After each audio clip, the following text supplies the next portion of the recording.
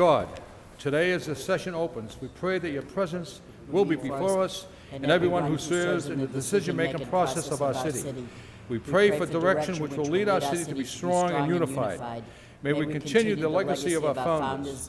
May we be granted this day the wisdom to make decisions which will be for the good of our city. We also pray for your special blessing on all those who are working to transform our city and make it a better place to live and work. Amen. I pledge allegiance to the flag of the United States of America and to the republic for which it stands, one nation, under God, indivisible, with liberty and justice for all. Mr. Clerk, roll call, please. Councilor Elliott. Here. Councilor Kazandrian. Here. Councilor Lenzi. Councilor Martin. Here. Councilor Armin Mercia. Here. Councilor Rita Mercia. Here. Councilor Milanazzo. Councilor Broderick. 8 present, 1 absent. The chair would like to recognize the various councilors, which will ask for a moment of silence. Councilor Michael Lindsay, Councilor Rita Mercia, the Mayor, Caulfield, and also Councilor Bill Martin. The chair will recognize Councilor Lindsay. Thank you, Mr. Mayor. I'd like to have a moment of silence for Doris Dowling, who was an active at the St. Patrick Church. She passed away at the age of 86 and was a member of a well-known Lowell family. She was the wife of the late Bill Dowling, who died July 9th, 1978, born in Manchester, New Hampshire, November 25th, 1921, and the daughter of the late J. Edmund and the late Rose Archambault. She attended Lowell schools and was a graduate of Lowell High School in the class of 1940. Before retiring, Mrs. Dowling was a cashier at the dining facilities at UMass Lowell for several years. She will be sorely missed. I'd also like to have a moment of silence for Andrew St. Onge, the City of Lowell's gifted special events coordinator, who died very unexpectedly at 50. Andy was a lifelong resident of Lowell and the beloved son of Mrs. Cecile Briere St. Onge and the late Andrew St. Onge Sr., who died in 1982. He was the beloved longtime companion and best friend of Rachel Garno. Passionate about the city where he was born and raised, Andy was very proud to serve the city of Lowell in many capacities. He was a longtime member and former manager of the Lowell Lodge of Elks, where he leaves behind many fond stories, nicknames, and a host of friends.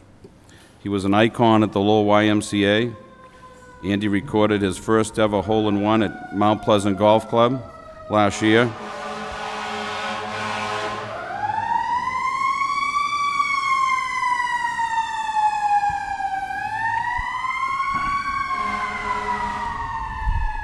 And where he leaves behind a very large bar tab.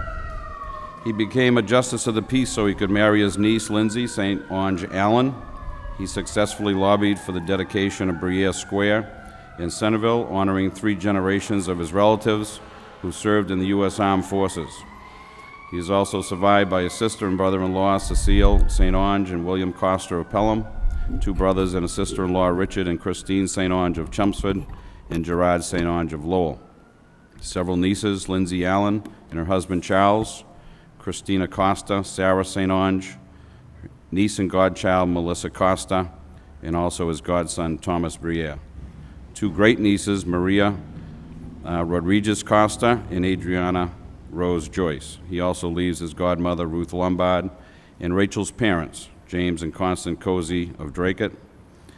Andy took a 20-hour-a-week job as a special events coordinator here in the city 10 years ago and turned it into one of the most important capacities in the city administration. He truly helped Lowell become a city of festivals. His creative nature, contagious smile, good humor, and quick wit will be sorely missed throughout the city he was so fond of. He taught us to laugh at ourselves and reach for the stars. He juggled a myriad of personalities, and who will ever forget his humble signature conclusion to those he could assist, "It's what I do." Thank you. Councilor Rita Mercia. Thank you, Mr. Mayor. I'd like to offer a moment of silence and darken chamber for Lowell Police Officer Thomas W. Timmy Belfuel, son of Tom and Patricia, During his early career, Tom was employed as a corrections officer at MCI Shirley and later went to work with his father, Tom, at the Sign and Meter Department of the Traffic Division at the Lowell Police Department. He became a permanent police officer for the city of Lowell in 1994, where he worked for the last 14 years. Besides his parents, Tom leaves behind 2 sisters. He died at a young age of 40, and he will be truly missed. I'd also like to offer a moment of silence and darkened chamber for Albert R. Dakota. He was the husband of Leonilda Hilda Dakota. Al was the owner and proprietor of Flowers by Albert on Merrimack Street in Lowell, which he founded in 1956 and is now in its 3rd generation. While living in Lowell, Al was a member of the Lafayette Club, the CCA Club, Club Pas Temps, and the Lowell Lodge of Elks. Besides his wife Hilda, he is survived by his 5 children, David, Gail, Stephen, Diane, and Nancy, as well as 8 grandchildren. We offer our condolences to the family. I also got this today, Monty Pott, who was born in 1966. He passed away suddenly on Saturday. He was 42 years old. He was born in Cambodia. He met and married the love of his life, Sophie Deep. This small family of husband and wife would later move to start a new life in Lowell. Monty is survived by his wife and his 9-year-old son, Phoenix, and Sophie, his wife, is currently 7 months pregnant and expecting another boy. He was an excellent husband, role model for his son and his brothers and sisters. In his daily responsibility, Monty always understood his job as a community health worker for the Cambodian community of Greater Lowell, but most recently he was working in a funded position as a Cambodian health outreach worker for the Lowell Senior Center. And I want to just say that every neighborhood group meeting that I attended, Monty was there talking about Seniors Count, that program that Lynn Brown-Zunis and the staff are trying to put in force, and he was there at every single neighborhood meeting. He was just unbelievable, and he died Saturday at a very young age, and I want to give condolences to the family as well. And I would just like to comment, when I think of Andy St. Onge, I think of a person who made great things happen. He always delivered whenever he'd get his mind into it. He was, as coined a phrase by former City Councilor Ritha Young, the minister of fun.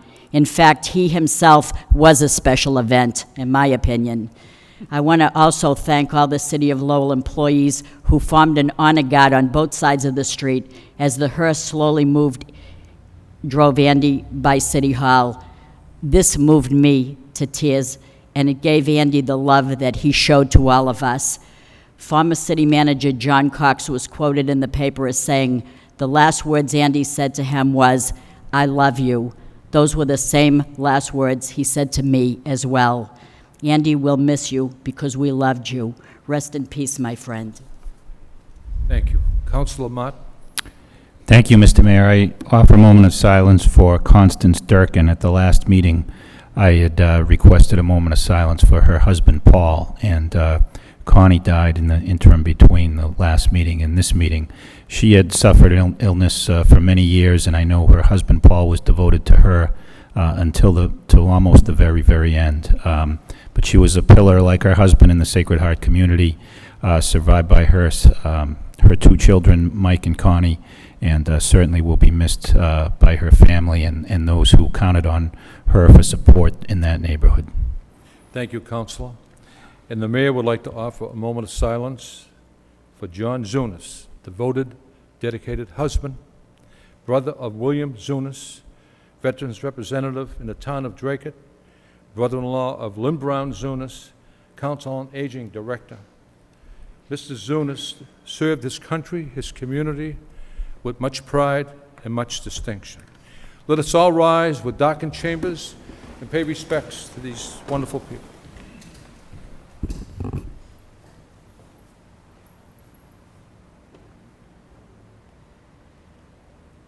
Thank you. May they rest in peace.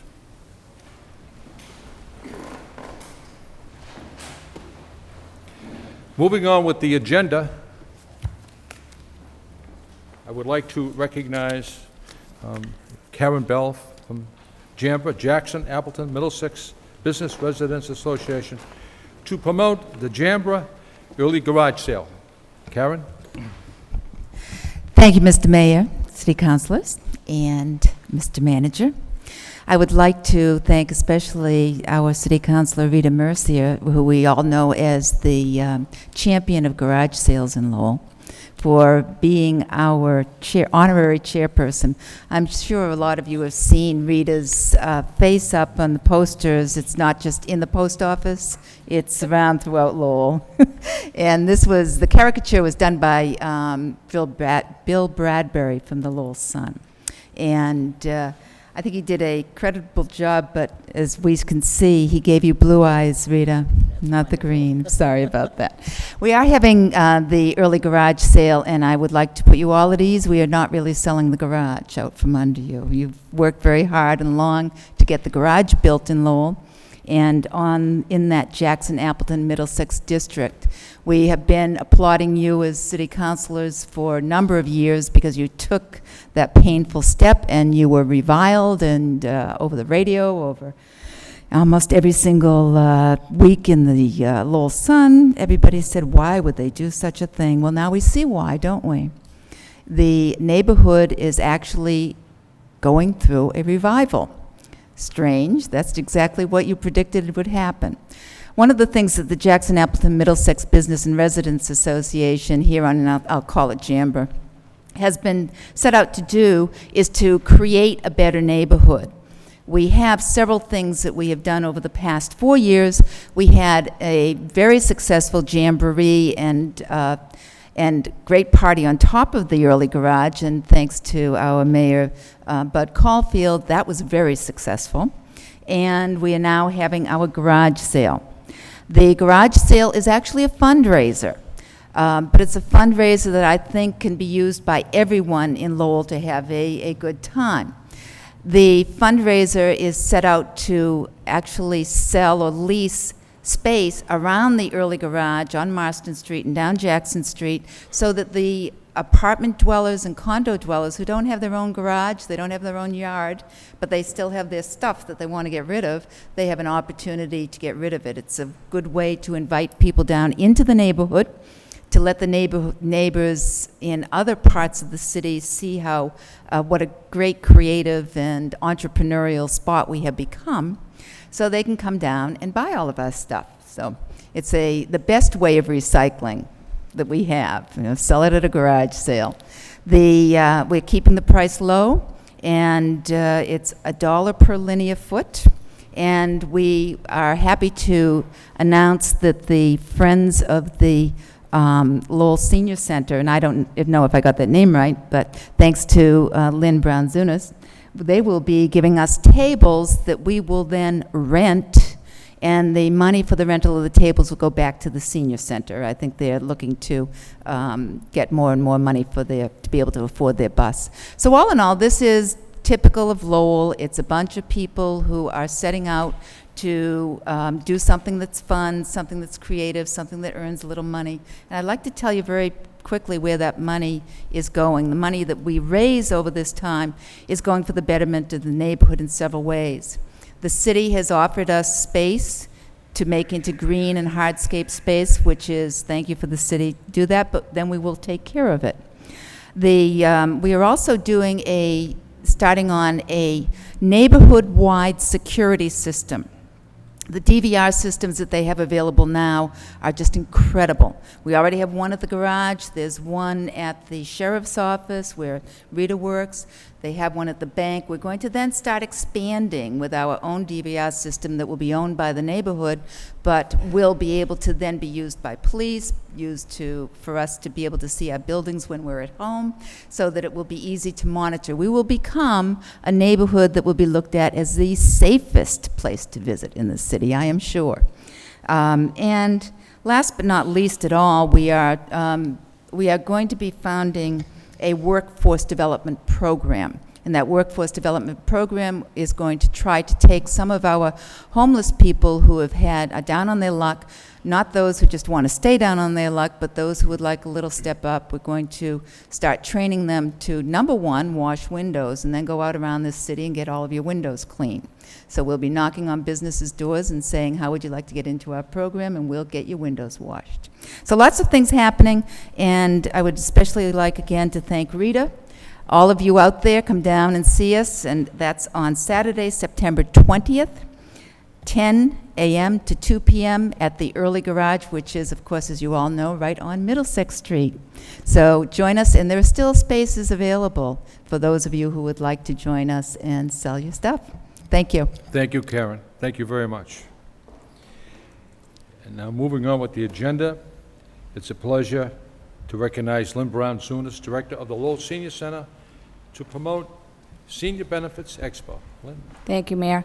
Thank you for recognizing and remembering my brother-in-law, John Zunas, and Rita for remembering my friend, Monty Pott, who was buried this morning. And I can tell you that the tribute to Monty was outstanding, and several hundred people attended that funeral this morning. So he was a well-known community leader, and he will be missed. On another note, Friday between 9 a.m. and noon, the city will be having a senior health expo at the Lowell Senior Center.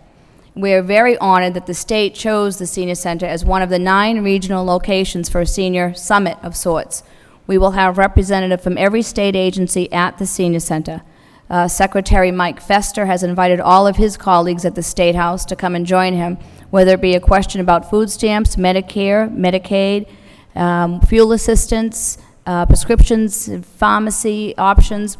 Right now, we've got 28 tables that'll be at the Senior Center with information. We will be doing fuel and food application assistance right then and there between 9 and noon on Friday. We will have parking at St. Patrick's Church with shuttle service to and from the Senior Center.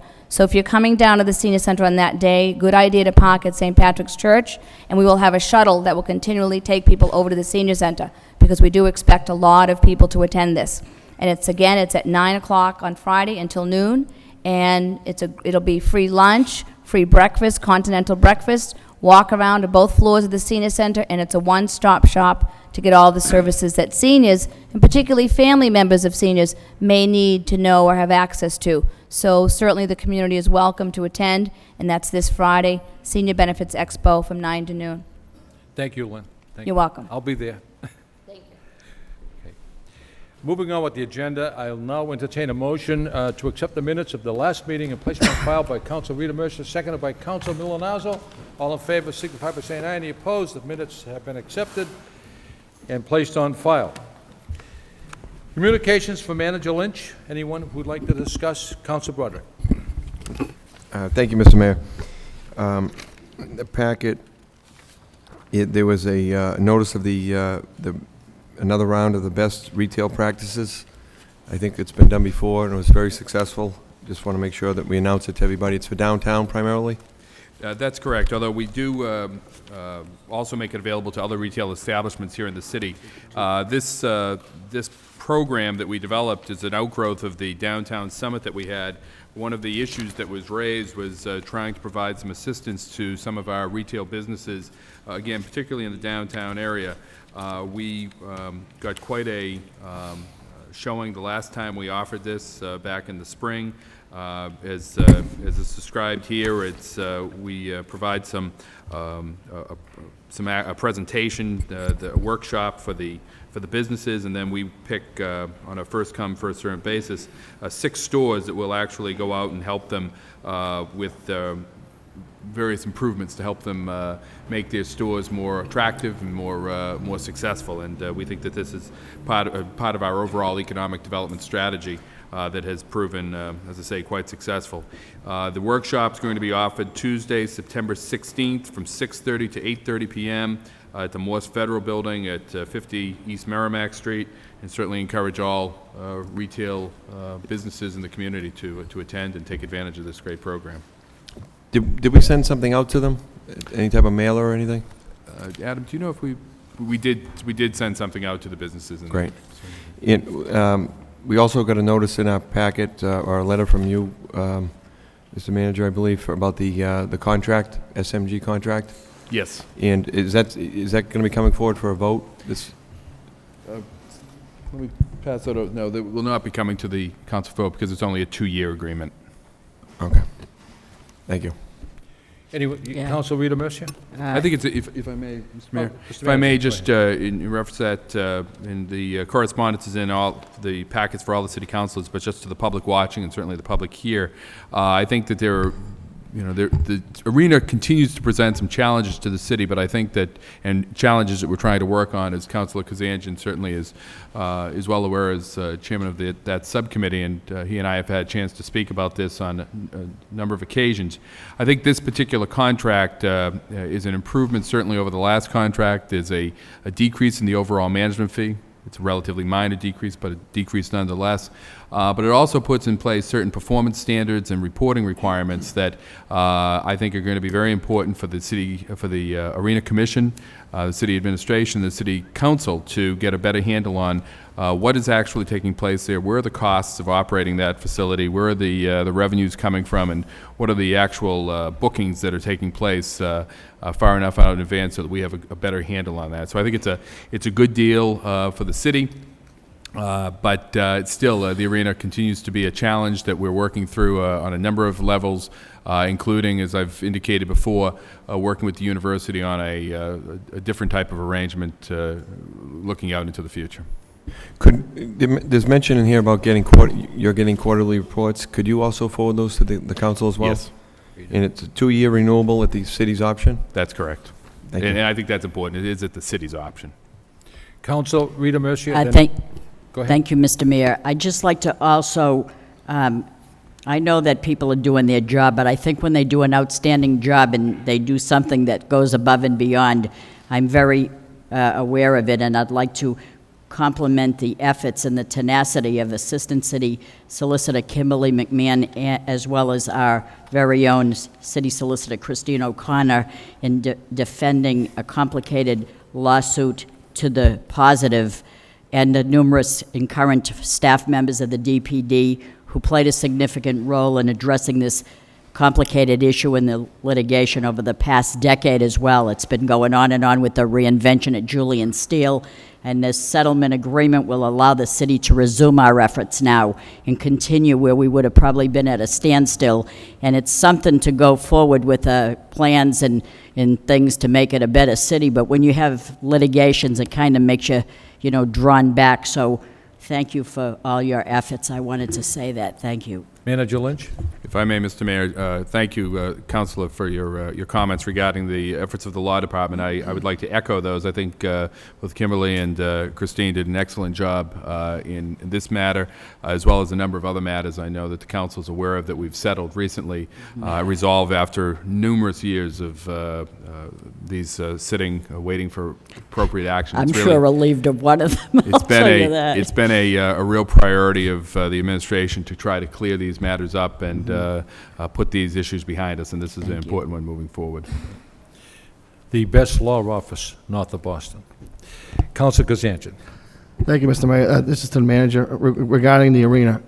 So we were signing a contract with SMG, is that correct? The Arena Commission has signed that contract. It's all, is it done already? Is it Yeah, complete? yes, it is. Okay, so we have a 2-year contract with them? The 2-year contract. Are we still negotiations with the university, or how's that coming? The discussions are ongoing with the university, as I indicated, I think at the last meeting 2 weeks ago, we're continuing to have dialogue. This won't affect anything with the university? No, it will not. Okay. No. And once that's signed, can we see that contract? from this? Absolutely, Okay. we can get that for you. All right, great, thank you. Council Lindsay? Yes, thank you, Mr. Mayor. Through you to the manager.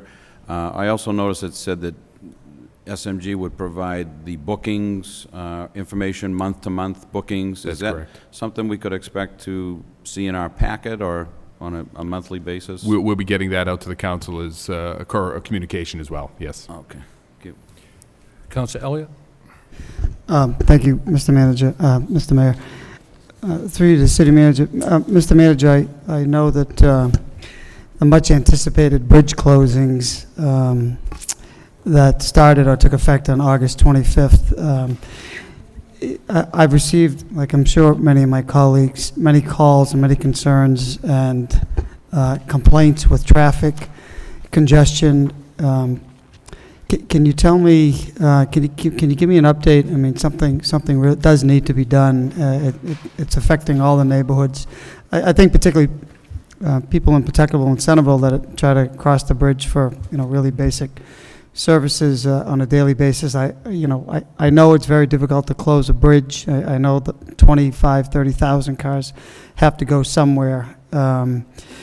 But the last week, whether it's school buses or people missing doctor's appointments, it's really become sort of a nightmare, if you will. And I know we experienced this in the past, but it seems to be worse this time. I know the university has 40% more students, so that there's more students in the area. But can you tell me what is being done? I know you and I had a discussion. Council Broderick does have a motion on this particular issue. Oh. If you I'm sorry. Go ahead, Mr. If we could take that up under that section of the agenda, that would be helpful to me. Okay. Okay. Secondly, Mr. Mayor, this is regarding communication. Secondly, Here it is. regarding the creation of a stabilization fund, through you to the auditor or the manager. This is from Tom Moses, I suppose. Can you explain exactly what we're trying to do here? I mean, I did read the memo, and it's to take surplus funds and cover deficit at Pawtucket Memorial with funds. With funds from the Butler School. That's also on the agenda for a vote by the council. Okay, this is for the creation of it, though. Okay, I'm Right. sorry. Right. I just want to let the council know and people in attendance, they're having a technical difficulty getting the video up and running, but they'll certainly show it at a later time. But right now, they're having a problem, a technical problem, getting the picture into people's homes. Councilor Kazanjian? Thank you, Mayor. I just want to let everybody know that there's going to be a neighborhood subcommittee 2 weeks from today regarding Middlesex Street. The address is 1769 Middlesex Street for a neighborhood subcommittee. Yes. All the city councils or whoever, and the public is invited at 5 o'clock. Thank you. Okay. Thank you very much. Any other discussion on communications pertaining to Manager Lynch? If not, I'll entertain a motion to accept the communications placed on file by Council Armin Misha, seconded by Council Milonazo. All in favor, signify by saying aye. The communications have been accepted and placed on file. We have 2 requests for out-of-state travel. Any discussion or debate on these 2 requests from out-of-state travel? If not, roll call, Mr. Clerk. Councilor Elliott? Yes. Councilor Kazanjian? Yes. Councilor Lenzi? Yes. Councilor Martin? Yes. Councilor Armin Mercia? Yes. Councilor Rita Mercia? Yes. Councilor Milonazo? Yes. Councilor Broderick? Yes. Mayor Caulfield? Yes. 9 yeas.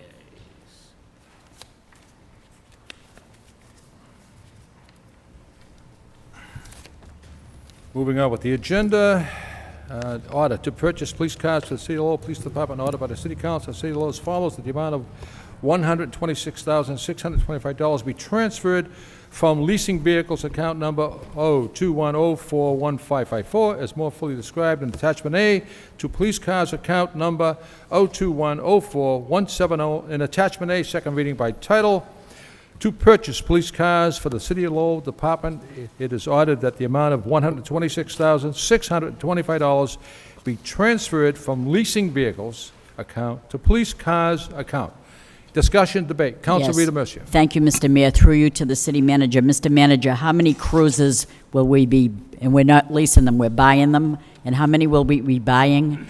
We will be buying 6 cruises, which was the 6. anticipated when the budget was approved. The difference is the funding will be done differently. It will be, rather than leased, they'll be purchased, utilizing the money that the police department has within this particular line, as well as some other sources of funding that they've identified.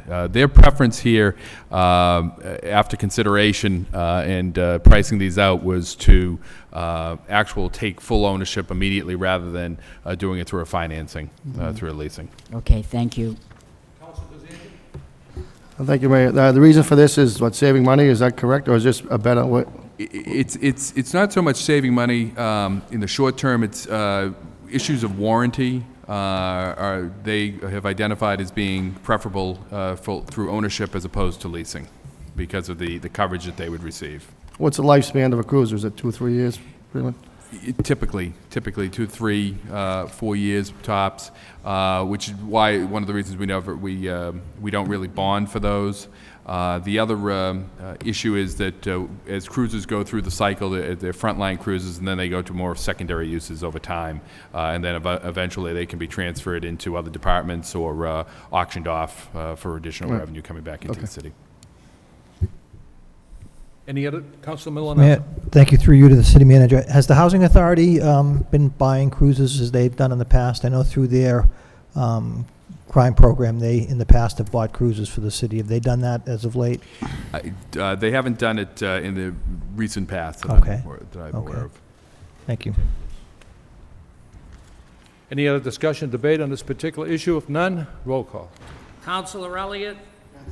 Yes. Councilor Kazandria? Yes. Councilor Lenzi? Yes. Councilor Martin? Yes. Councilor Raman Mercia? Yes. Councilor Rita Mercia? Yes. Councilor Milonazo? Yes. Councilor Broderick? Yes. Mayor Caulfield? Yes. 9 yeas.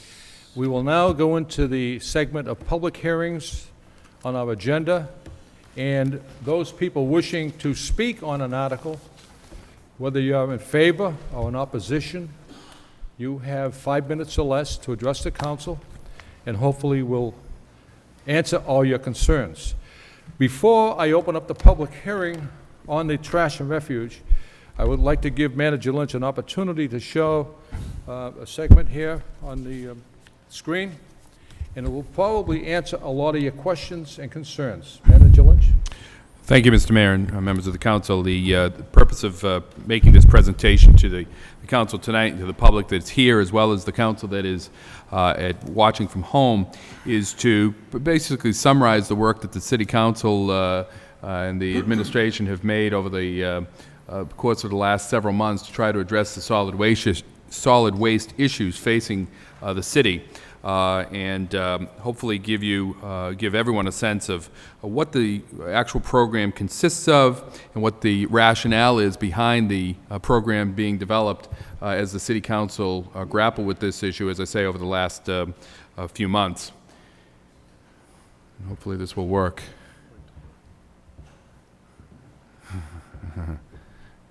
It should work. Bear with me for 1 second. No. Okay.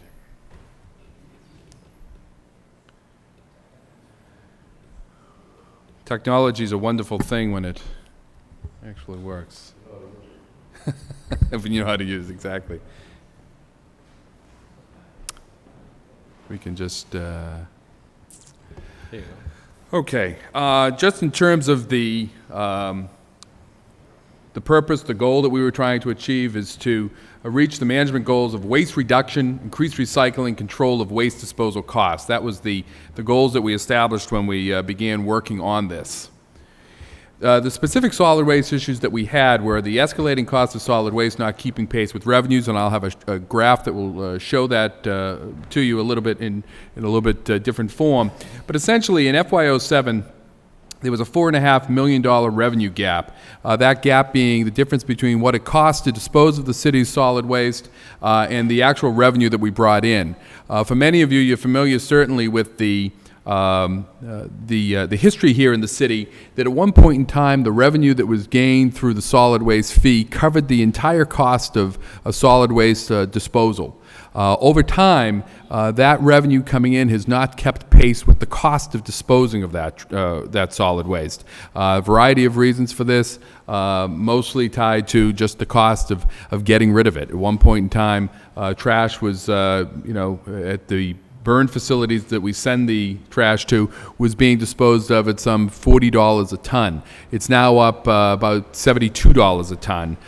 In addition to that, the overall tonnage has grown certainly since it was first put in place some 18 years ago. Another issue that we have, and this is something I know the City Council has been concerned with quite a bit, is the low rate of recycling here in the City of Lowell. Just by point of comparison, and again, I'll repeat some of this as we go through this presentation, here in the City of Lowell, we have a recycling rate of just about 10%. Some people can have, there's different ways to measure that. In the best case, our recycling rate is 10%. In the worst case, it's more down around 7%. Compare that to the City of Worcester, a very similar city to us in terms of demographics. They have a recycling rate of 44%. So certainly a tremendous difference between what we recycle versus the City of Worcester. The other issue that we've certainly identified as we go around the city enforcing our current solid waste ordinance, but also trying to get a handle on why are our costs so high, is just the excessive tonnage that we have here in the city. And we have some pictures to show that I think illustrate this, and certainly all the residents of the city have seen this on their own streets. That we have a real problem here in the city of an importation of trash, that people bring solid waste to the City of Lowell from outside communities. And that is a problem that really results in the taxpayers bearing that burden. I mentioned the escalating cost of solid waste, and this graph kind of gives you a handle on that. From 2001 to 2008, you can see the purple line at the top is the overall cost. It was about $5 million at that time. It's now up around $6.5 million, yet our revenue in 2001 was just under $2 million. Just this past year, it crept up to just over $2 million. So it's a gap of that $4.5 million that I identified a few minutes ago. In terms of our recycling rate, compared to our comparable communities, I know this might be difficult for some people to see in the audience, but you can see Worcester, of course, as I said, has that recycling rate of 44%. Cambridge, again, a similar community to us in terms of demographics and as well as size, 31%. Quincy is 30%. Brockton is 28%, I believe. Springfield is 19%. New Bedford is 14%. And Lowell is really pulling up the rear here in terms of our recycling rate. We're just not getting people to recycle. We're having that recycling rate sitting at 10%. One of the things that got this discussion very active in terms of our solid waste program was a comment that I made back in the spring in terms of evaluating our recycling program. We spend $750,000 a year on recycling. We reduce enough trash from the waste stream to save the city $250,000, which means that we're only saving $250,000, but we're spending $750,000 to do it. That's a loss to us of $500,000 a year on a recycling program, and really not taking full advantage of the benefit that recycling has in terms of a money saver, to say nothing of the environmental benefits that certainly exist out there, and the fact that it is a requirement really by the state of Massachusetts that we do offer a recycling program, and that we have and that we pull these items out of the waste stream. So here's some pictures to give some illustration of excessive waste disposal. You can see in this particular case, we have piles and piles of trash that really go across the entire length of this particular house on that sidewalk. And you see chairs, you see mattresses, you see boxes of trash, you see all types of items there. That's very expensive to get rid of all of that. And we do know for a fact that, not necessarily particularly in this case, but in other cases here in the city, we have people from outside that own property here in the city but live elsewhere that are bringing trash in, because there is no limit here in the city of Lowell, as opposed to other communities that generally put a 4-barrel or less limit on how much trash can be put out. Again, another example of excessive waste disposal, and you can see that not only is it a tremendous amount of trash, but it's just scattered. It's not even controlled in any way. This obviously is a problem for that neighborhood in terms of just dealing with all the trash that's out there and making sure that it's all picked up by the solid waste contractor. Another picture, again, a couple sofas, bags and bags of trash, barrels of trash, construction debris. Again, The fact that this particular homeowner or property owner is putting out this level of trash, someone's paying for that, and that's being paid for by the taxpayers of the city that aren't necessarily putting that out. So we went out, we've been, as I say, the city council through the subcommittee that's worked on this, working with the administration, has looked at a number of different options of how we deal with this problem, these three problems that we have. And the ordinance that's before the city council tonight tries to address that and tries to put in place a new program. Essentially, there are three aspects of this regarding solutions, but the ordinance, of course, is much more because there's a whole enforcement mechanism as well to address the behavior of certain property owners that is really contrary to what the best interests of the city are. The first change that we make is we move to what is, I guess is the best way to put it, is an automated curbside collection system, and you'll get to see a short video in a few seconds about how that actually works. But if you will, I'm sure you all see the solid waste trucks come up to your property at one day a week. The haulers, the employees jump out, they pick up all the trash, they throw it in the back of the truck. This requires typically 2 to 3 employees that are out there throwing that trash in the truck. It's labor intensive, and it tends to be a very injury-prone occupation, which drives up costs. So what many communities are going to now is an automated system. It cuts down on the number of people that are actually necessary to go out and collect the trash, and it's much less of a hazard for those employees in terms of injuries. Again, you'll see that it's essentially a truck with an arm that very similar, I believe, to the space shuttle arm that just picks up the trash and throws it away or puts it in the truck. So we'll come to that in a second. To address some of the issues of the overall cost, that budget gap of how we're going to solve that problem, we do, try to keep pace, somewhat pace with the cost of solid waste. It does increase the per household collection fee from $100 to $125. The $100 has been in place for, I believe, 3 years now, and prior to that it was $75, and it had been $75 for, I believe, 15 to 18 years. So as I said earlier, the cost has gone up, but the fee that's associated with that has not, which means that burden has been passed on to all of the taxpayers of the city. So this is a way to try to address that. And then for those people that are putting out a tremendous amount of trash, more than you normally would, there will be a pay-as-you-throw for excess in addition to that, and that will be in the form of special bags that people will be able to purchase for $1.50 throughout the city, and that can serve for excess on certain weeks in which they have more trash than will fit in the barrel. I should point out that under the automated collection system, there will be a specialized barrel, and I believe we have one here tonight that we will show you to show exactly what it will hold. You'll see that it can hold quite a bit of solid waste, and I think most people would probably agree that if it's, anyone that's throwing away more than that in a week is generating a tremendous amount of trash that more than is normal for an average household. The automated curbside collection system is something that will be offered by Allied Waste, our current waste provider. Just a few pictures here that you'll see is the waste truck that they utilize. That does have the arm that goes out. You see an example of the barrel up in the right-hand corner, and then the 3 of those barrels in a row down below. Again, these are the pictures that I showed, or at least one of them is a picture I showed a few moments ago on the right. That's our current system of how trash is all just sort of thrown out there in bags, in boxes, loose, whatever the case may be. That has to be, I'm sure the solid waste people do their best job in picking all of it up. But simply as a state that you really can't get everything that's put out there. These are pictures taken in Nashua, New Hampshire. Nashua has the automated curbside collection system. This gives you a comparison. Those pictures that you saw before, what happens in many, unfortunately, I won't say it happens in every household in the city, but happens in far too many. Under the automated collection system that we have, we will have, the barrels you see there are lined up, 4 of them at a 4-family there.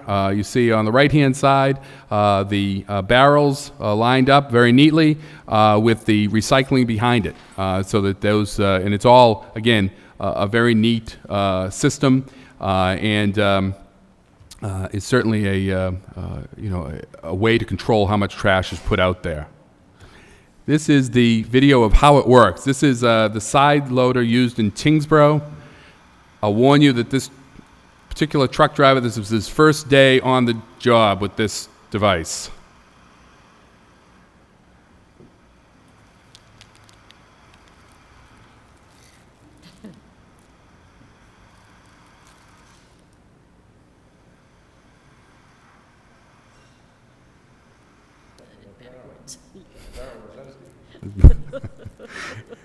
This is the rear collection system that's used, and the lighting isn't necessarily the best, but this is in certain streets that can't take the arm going out. The employee has to come out, place the barrel at the back, and it picks it up from the back just like an ordinary dumpster would pick that up. The goals that we have with this system: to limit waste, 1 64-gallon wheeled toter per household, up to a 6-family unit.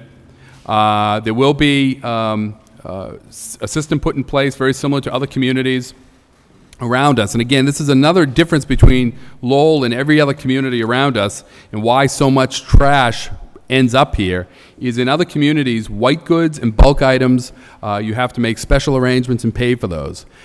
We're finding that people are just dropping things off here because it's free. So here there's going to be a disposal fee associated with that, very similar to the other communities. What's happening in other communities, they're joining together to have a consistent fee schedule so that you don't have that problem of people saying, well, let's just bring it to a friend's house over in Lowell, or bring it to our own property over in Lowell. Now there's going to be a fee associated very similar to what is taking place in other communities. We are hoping to increase recycling here, and we think we will increase recycling, and I think the statistics speak to that, that you'll see in a second. Unlimited collection. People can put out as many recyclables as they want. More than happy to take those, and provide financial incentive to do so. If people control how much trash they put out, they can live with that 64-gallon wheeled toter. The trash bag fee, in addition to that, make sure that the people that are putting out the excessive amount of trash are in fact the ones that are actually paying for that. Which, Mr. Manager, is $1.50, not $1.25. That's correct. That's correct. Thank you, Councilor. Just to give you some pay-as-you-throw results, these are just some statistics that have been pulled out that, in our case, of 100,000 people or more, under pay-as-you-throw, the results are that it's a 38.5% recycling rate. As non-pay-as-you-throw, it's 17.5. So it's a 120% increase in the total amount of recycling. Here in the city of Lowell, we're not even close to the 17%. We're only at that 7 to 10%. So certainly we think that there's some real benefits to putting a system like this in place to get more people recycling. Likewise, in terms of another way to look at it, in terms of the income levels, because some people have said that this type of system only works in other types of communities, but the demographics show that even without consideration without consideration of income, pay-as-you-throw increases recycling over 100% in doing that. The other changes that are proposed under the ordinance, that we've talked about the fee increase. We do have the abatement for the over 65 population. That would go to, it's currently $6 per quarter, will go to $8 per quarter, so a total of $8 per year more to address those costs. The additional bag, thank you, Councilor, it is $1.50 per bag. The violation of this ordinance is $25. Illegal dumping is anywhere from $200 to $300, depending upon the situation. We do have the fee for white goods and bulk items, and we do have a waste and recycling advisory committee that's specified in the ordinance that will be assisting the city in terms of getting the word out about recycling, getting the word out about and trying to address issues of the solid waste program. The challenges we have are enforcement, the challenge of illegal dumping that we've certainly heard about, and the problem is it's change, and that it's it's always difficult to accept change, and there tends to be some resistance to that. But this is a system that has worked very successfully. The automated pickup and the bag system have worked very successfully in other communities, very similar to us. Worcester is a total bag community. You pay for every single bag you put out. There is no barrel associated with their solid waste system. City of Nashua is all a barrel system. So the mix, we feel, is something that is will be easier for people to deal with, but still achieve the same goals. To address this, the enforcement issue, we will be putting all of our, making this a top priority of our recycling coordinator, recycling staff, our health inspectors, building inspectors, code inspectors, police officers, Board of Health, and other staff people throughout the city. We're also looking at the potential and probability that we'll have to add some enforcement people to make sure that the ordinance is complied with. In terms of illegal dumping, we do have surveillance cameras at hot spots around the city. We have had some success there in terms of identifying, and we expect that in the very near future we will be able to provide more information on this. But we do know of places that people dump illegally, and we have placed cameras there. We have pictures of people. We have pictures of license plates, and we're now in the process of working with the police department of tracking those people down and prosecuting to the full extent of the law. The resistance to change, we think education is a key part of that, certainly working with the population as a whole, but certainly the school population. And we need to get out there, we need to promote the value of recycling and promote the importance of this program. And then it ends really with the goals that we had when we started this, working with City Council of waste reduction, increasing our recycling, controlling our waste disposal costs. Gunther, if you could, this is like show and tell here tonight, but show us the type of barrel we have.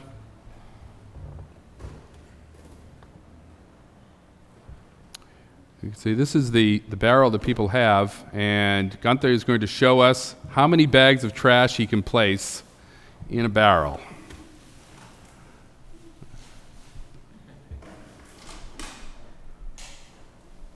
Those sound like cans. Those should be recycled. Okay. One of the things I wanted to mention is that this is similar to the pay-as-you-throw bag that would be for $1.50, and it does not go in the container. The container, which is the regular trash bags, and you fill it up to what they call the water line to let it full. And if you have extra trash, you buy the pay-as-you-throw bag and leave it with your container. And then always the question is, what's going to happen to your old trash cans? Can I try the microphone? Sure. So your old trash can, one would be designated as recyclables. Okay. And the other trash can would be designated yard waste. So if you currently use two 32-gallon barrels, you can keep those, put them into use for yard waste and recycling.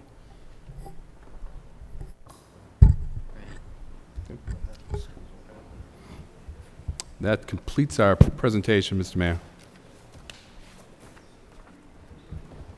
Thank you very much, Manager Lynch. That was an excellent presentation. And I will open up the public hearing on this particular issue, and to give everyone a chance to speak, whether you're in favor or you are in opposition. I'll limit the discussion 5 minutes or less. And the council definitely wants to hear all your concerns. I know you have many questions, and Manager Lynch and the council will try to answer those concerns for you. Second reading by title. An ordinance amending the Code of Ordinances, City of Lowell, Massachusetts, as amended by replacing Chapter 9 thereof entitled Garbage and Refuge in its entirety, and inserting a new Chapter 9 entitled Waste and Recycling. Those people who wish to come to the podium and speak in favor, please give us your name and address.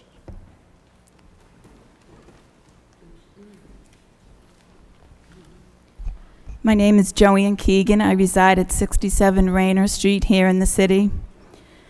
Mayor Caulfield, members of the City Council, Manager Lynch, I'm here to speak in favor of this ordinance. We have a lot of things to be proud of here in Lowell, but our recycling rate is not one of them. The municipal solid waste issue is a national crisis, and I will try to be brief, but I'd like to frame the nature of the problem. Americans account for 5% of the world's population, but contribute and generate 30% of the world's trash. Every day, Americans throw away enough trash to fill 63,000 10-ton garbage trucks. 1 in 6 trucks in the United States is a garbage truck. It costs us $100 billion a year to dispose of waste in the United States. Every year, we throw away enough aluminum to rebuild an entire commercial air fleet. Every year, we throw away enough iron and steel to supply the nation's automakers continually. Millions of trees are lost. A million trees is lost in newsprint alone. We use 1 billion barrels of oil a year to make plastics. These plastics last hundreds of years in landfills.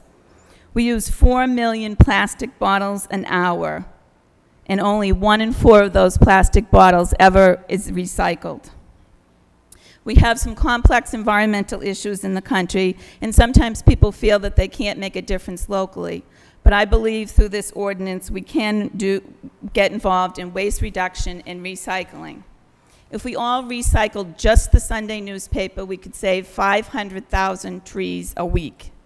If we recycled only half of the magazines that are printed in the US, we could save 12 million cubic yards of landfill space. Folks, we're running out of landfill space. Every ton of plastic that we recycle saves gallons of oil. Every ton of glass that's recycled saves enough energy to run a TV for 3 hours, long enough to watch a city council meeting or a Red Sox game, whatever you prefer. The EPA has found that making paper from recycled materials results in 74% less air pollution and 35% less water pollution. Recycling reduces the needs for landfills, prevents pollution, saves energy, creates jobs, reduces greenhouse gases, supplies raw materials to industry, and most importantly, conserves our natural resources for future generations. Here in Lowell, we can make a difference. This ordinance will both save money and improve the environmental health of the city. And so I ask you to support it. And I would be interested in hearing about the educational efforts that would precede this ordinance, as well as what resources, preferably human, will be earmarked for enforcement of the ordinance, because I think that will be a crucial part.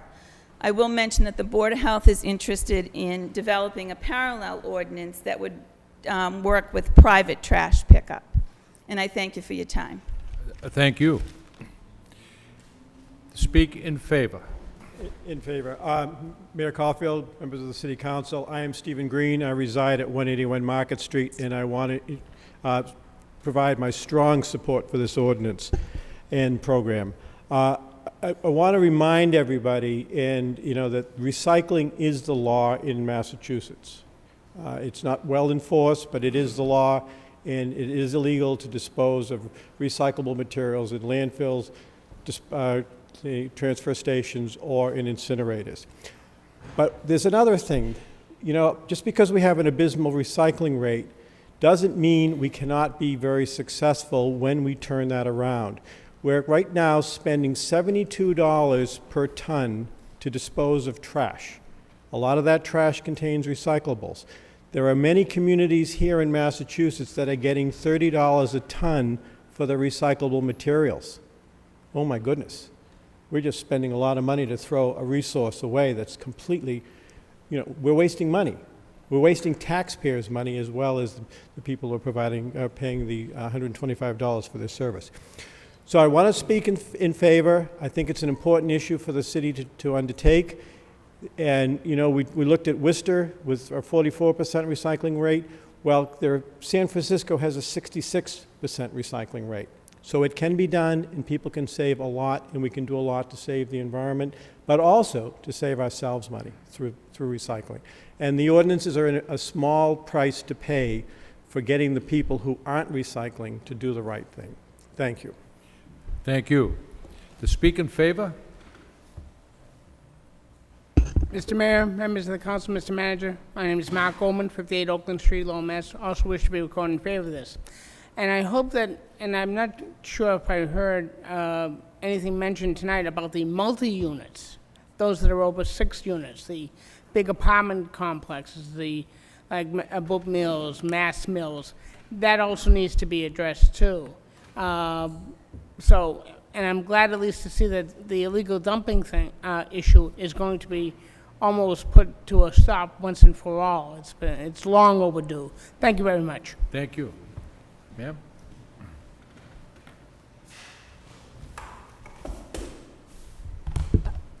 Mayor Caulfield, Manager Lynch, and City Council members. My name is Barbara Allen. I live at 530 Boylston Street here in Lowell. I'm the very last house in Lowell before you hit the Tewksbury line, so I'm one of the first people they collect.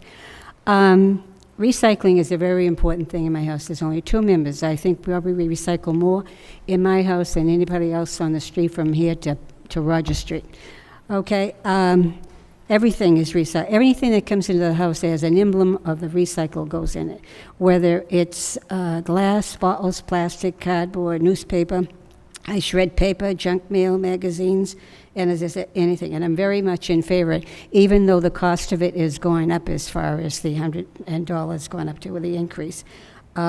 This week I got a new 32-inch TV, and it took me 25 minutes to cut up that box. Can you imagine the size of it?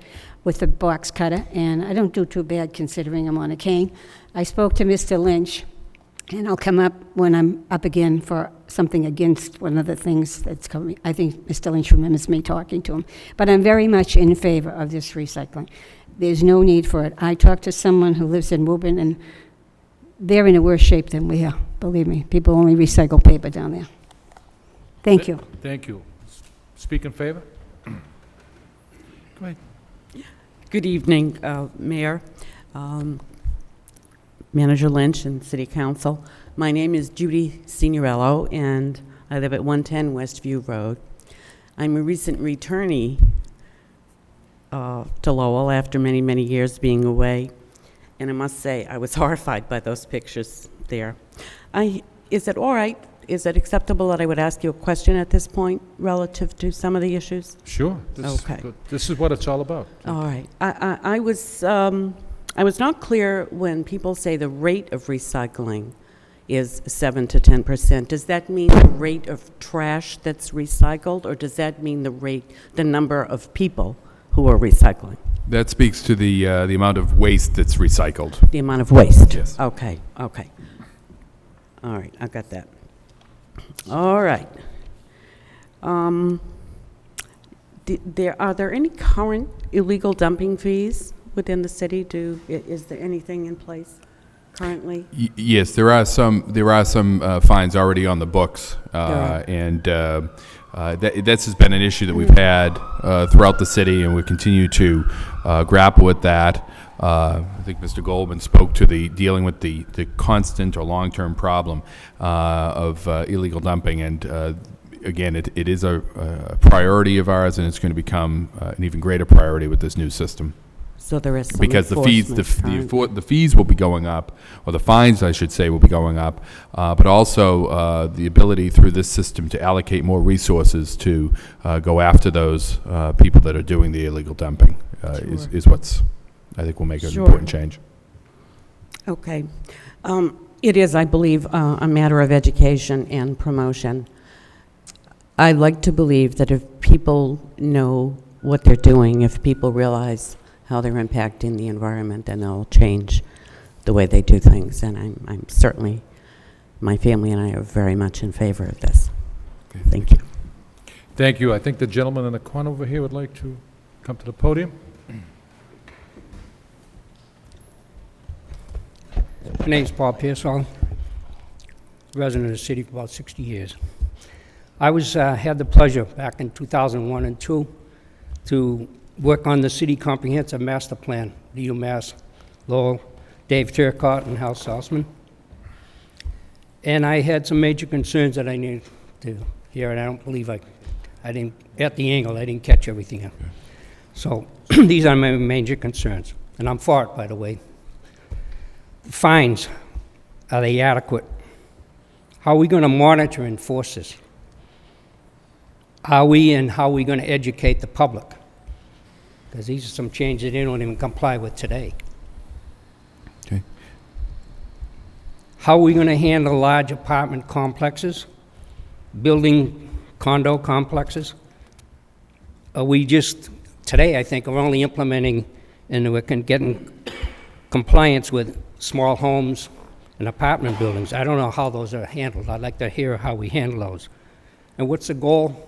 100% for these smaller ones we have near compliance now? Personally, I recycle every week. I'm very much for it. I started programs at Digital when I worked for them over 20 years ago as an industrial engineer. I put out trash maybe every 2 or 3 weeks, but I live alone, so I have an advantage. Thank you. Thank you very much. Anyone wishing to come and speak in favor of this ordinance? Mr. Mayor, Council, thanks for the opportunity to speak. I came here against this, but it seems like a pretty decent program. I'm interested in how this affects families of different sizes. I know there's been a lot done, so there must be some data on this. You know, what size family do people begin to struggle with one container? Manager, go ahead. Well, a number of speakers have raised some very good questions, and I'll try to address each one of them after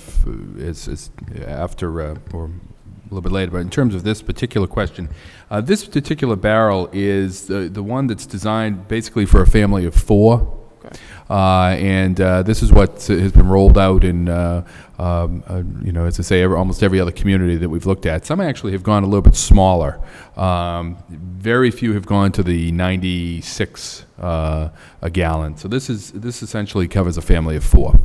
And then anything above that, you know, and this is certainly one of the issues that we grapple with in the city, and any governmental issue of you know, equity of how you deal with some of these problems. But you know, obviously, if there are families of 4 or more, or smaller than 4 that generate more trash, the alternative is there for the extra bag of trash that people can put out, or we can look at being able to sell an additional barrel. You know, people could have 2 of these barrels. There would just be the $125 cost that would go with that. In that way, there's some equity as to who's, you know, the people who are generating trash would be paying for that trash, and so that's the philosophy behind that.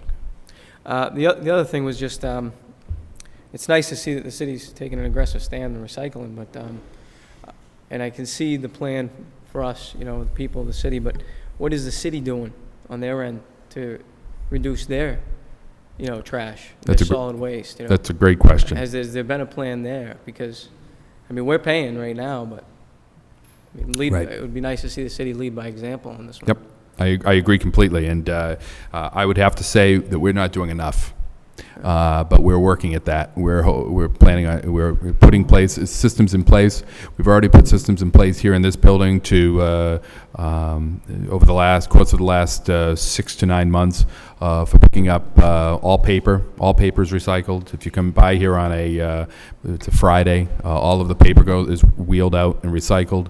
All bottles, cans. We've reduced the amount of solid waste here substantially, but there's more work to be done.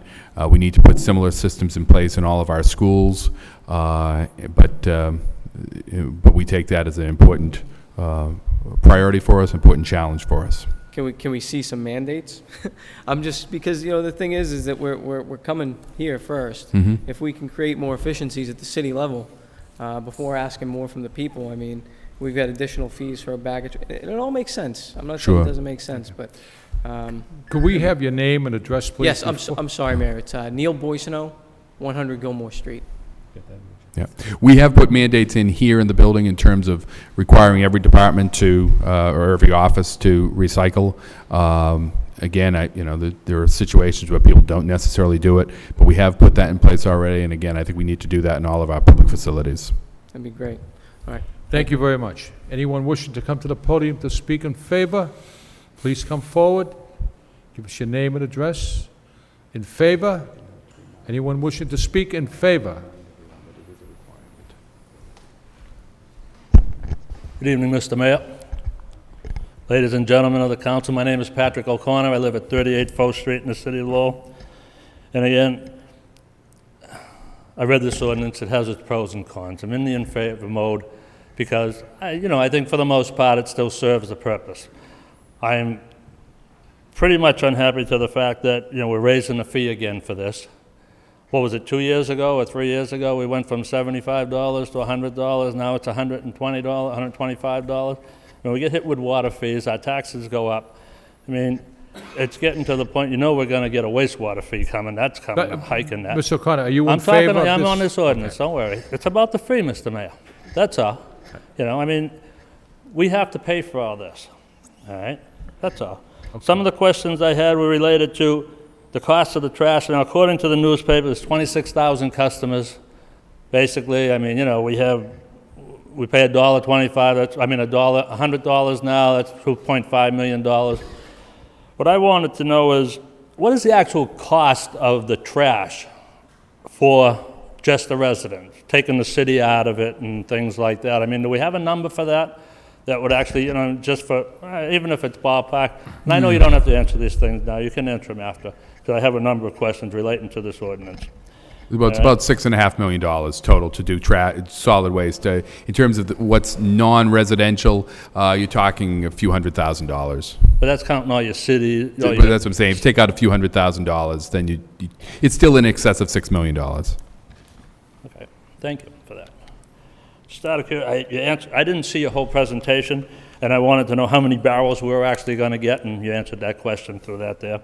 On a city bag purchase, where do we get them from? Was that on there? Those will be available at stores throughout the city. All right, so we'll purchase them that way. I saw the size of them. That's what I want to know. What can we throw in them? Anything? In the bag? Anything that isn't recyclable. I'm just saying, again, it's garbage. Anything that will fit in that But container. I'm not saying, because there are other parts of this ordinance that prohibit you from throwing certain things away. Is that going to apply to the bag as well? Right. You can't. Right. You can't throw away yard waste in your bag, and you can't throw away anything that's considered hazardous material. Okay. Right. On the yard waste issue, I live in a neighborhood. Myself and my neighbors got to have 100, 150 bags of leaves. All right. Is there any limitations on that? That's not changing, is it? No, it is We can not. still put all them out, and they'll still be picked up. Fine. That's great. I don't have a problem with that there. The fee, that's another issue. The recycling, of course, there's going to be fines, and I'm kind of concerned, and I've done this a number of times. I've thrown away things that weren't recyclable, and I didn't know it. So, what's going to happen now to people? Are we going to get fined for that if we do it by accident? If we throw it, I think things are numbered that are supposed to be recycled, and sometimes you throw a bin in there. Presently, I throw pizza boxes out for cardboard. And the one person who picks up the recycling throws it back on the street. He won't take them because of the oil from the pizza. Mm-hmm. I guess it must be hazardous. I guess we can eat it, but you can't throw it away. One takes it, one doesn't. And those are simple things. Are we going to be fined for that? How are we going to be fined for that? You won't. We won't be out doing that. We're going to have bigger issues to worry about than. It's going to be kind of some leniency for stupidity or things like that in some degree, I would hope. And I know I'm not going to be the only one that does it, Mr. Manager. The white goods, the big things, all right? Now, we're going to pay separate for that. And in the ordinance, there's no number for that from what I saw. In the actual ordinance, there's no price on that. So, we have to call up and get a price for that. That's correct. Okay, and do we have any kind of ballpark idea what it would be to get rid of a refrigerator or something? It's about $20, $25. That's what it'll cost. Right. All right. And what about a fan or something like, you can't throw that out to the trash anymore because these are banned issues from what I see. We can't even throw wood away anymore. You know what I mean? So, do we have to, like if we, the stand-up fan, excuse me, I'm talking to the microphone. If we throw a stand-up fan away, something like that there, does that fall under the category of white goods and things like that? Do we have to get a special? It wouldn't be the same. You'd have to make special arrangements for pickup because they wouldn't be able to pick something like that up. And again, this is what's been put in place in other communities as well. It would be, you'd have to make special arrangements, but that wouldn't be considered a white good. A white good is something that has PCBs in it. Yeah, but my point would be also that it would be something that we would have to call up Or and if you could fit it, if you could somehow fit it into the barrel. Again, it has to be. So that's what I, Right. well, wait a minute though. There's a part in there that says motorized items and things that it won't take, so that's a banned use. So I mean, if it fits in the barrel, like I said, you can't throw away a transistor radio now, from what this is telling me. This is all I'm asking, and I mean, is that what we're looking at? And I just think there are issues that should be raised and that the council should address, and it's under banned waste. I mean, people that are gonna, might build a bookshelf. Right. You know what I mean? Can't throw away the extra wood anymore or something. We're anticipating a problem, Mr. O'Connor. I understand. I'm just trying to bring these things up. I'm reading the ordinance, and I just wanted to ask about it, that's all. That's why we have public hearings, Mr. Mayor. That's right. All right? And that's why we have a rule of 5 minutes or less. I haven't been here 5 minutes yet, but I'm close. I'm working and I'm on the closure. Under waste agreements, it said the city may enter into agreements with governmental units and private units for the collection, storage, or disposal of waste and recyclable items. Can you just explain what the purpose of that is? I mean, what? I couldn't even understand what you read. I'm sorry. Point 9.91, waste agreements. The city may enter into agreements with other governmental units or private entities for the collection, storage, and disposal of waste and recycling items. It's essentially for regional efforts that we might have regarding waste and disposal. If we wanted to work with other communities in certain waste collection and waste disposal efforts, the facility, the city of Lowell was wise in never joining the Neswick facility in North Andover, but many communities around us did because it made believed it made economic sense. If we determined down the road that it made economic sense to join into a regional governmental facility, this would allow us to do that. Good, thank you. Last but not least, Mr. Mayor, last one. It is the last one. Okay. Under membership, appointment, terms, qualifications, you're starting a board for this. And on the very last thing, it says, all committee members shall believe in and support the interest of waste collection, recycling programs. Every committee member shall either be a resident of or work within the city of Lowell. Now, I believe we all presently have an ordinance that all board members have to be residents of the city and must be residents. And I mean, is this going to go around that?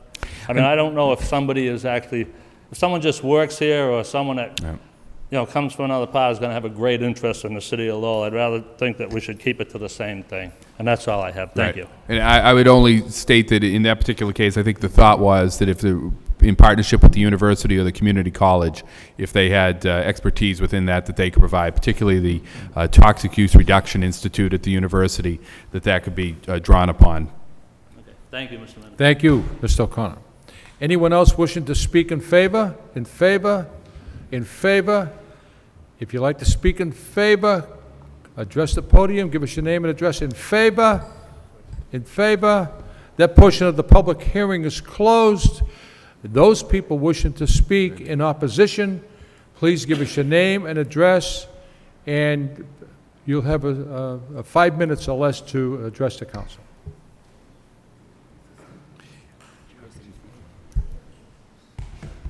I was up here for recycling. There are 2 items on this list, okay, that I'm against. I'm a 74-year-old woman who walks with a cane. I have a very long driveway, and that would be one heck of a barrel to push down to the end, empty or full, okay? I spoke to Mr. Lynch about 6 weeks ago and told him that if I leaned over into that barrel to get something out of it, I'd probably fall into it and be lost there for about 2 days before somebody realized I was gone, okay? The other thing, that you can't put out your trash before 7 o'clock in the evening. I'm thinking about it in the wintertime when it's dark. My driveway could be icy.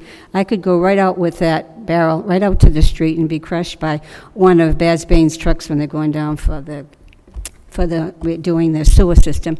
I just feel that that's a late hour. Since I'm one of the first people to get picked up because I'm at the very end of the city line, I would like it so that maybe we could do it around 4 or 5 o'clock when it's still some light out there, especially in the wintertime. The summertime doesn't bother me, but I would like to be able to do that. And the size of it, to me, for me, is overwhelming. Yes, Mr. Manager?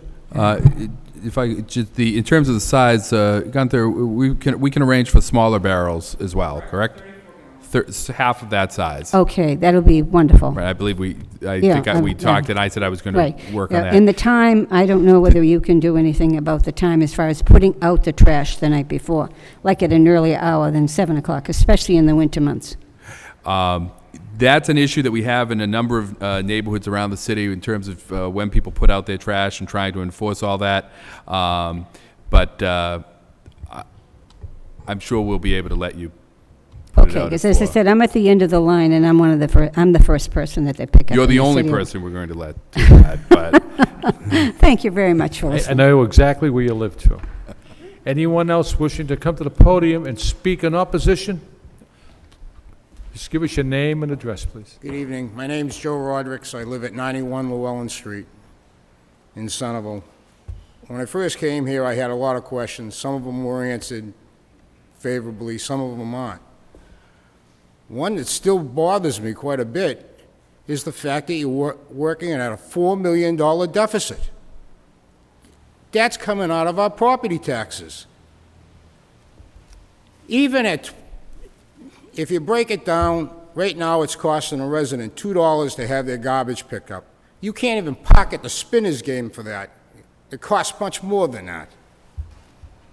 It's costing the city $5. Something's wrong here. You have to collect more money. I know that I'm a resident. I'm telling you, you have to collect more money. That $25 raise isn't going to do it, and you're being very optimistic if you think by increasing the disposable stuff, the recyclable stuff, that you're going to gain a lot. I'm in favor of the recycling, by all means, but I don't think it's physically responsible that you're not collecting enough money for it. My other concern is, there's a part of your concerns I also saw was how you're going to enforce it, how you're going to enforce the fines. Is this going to end up costing us more because of the enforcement, the bookkeeping part of it?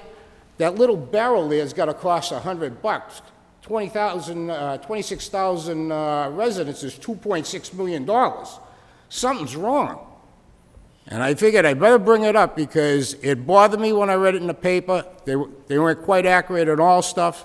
And I did get some help from Rita and the mayor on some of the information that quelled some of the stuff. But the money portion is still a major thing. You're taking money out of Proposition 2.5. This doesn't come under 2.5. Balance it. Maybe Manager Lynch could address that issue. Sir, I think you are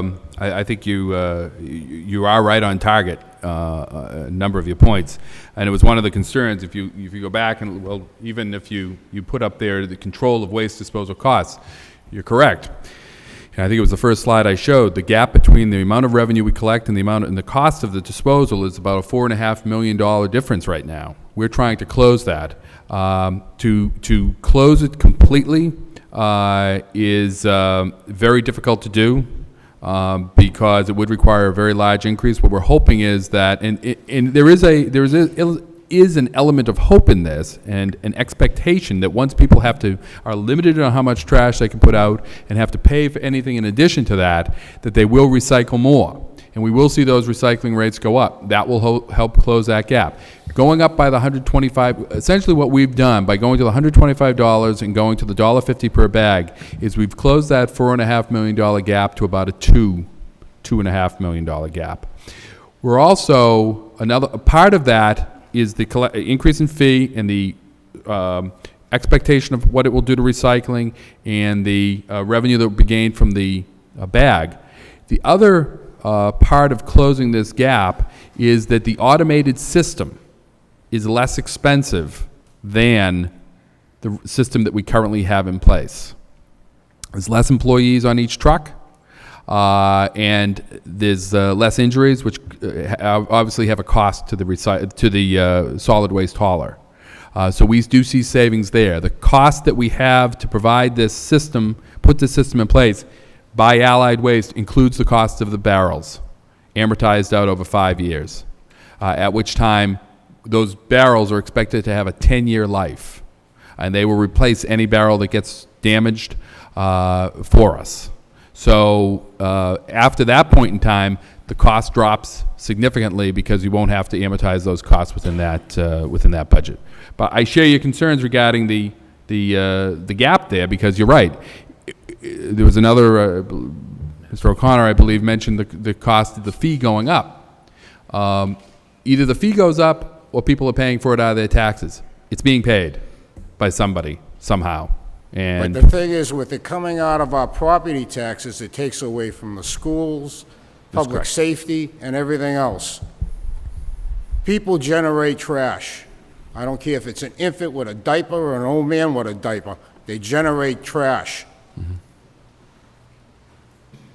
Gas is going up, everything's going up. And I think the gentleman was right, probably our waste treatment plant's gonna go up also. But it's the price you pay for living in a society. And I feel I voiced my concerns. I'm all for a program that's gonna do better. But it shouldn't be on the backs of the kids in the city. Thank you. Anyone else wishing to come to the podium and speak in opposition? Please feel free to come to the podium and offer your concerns.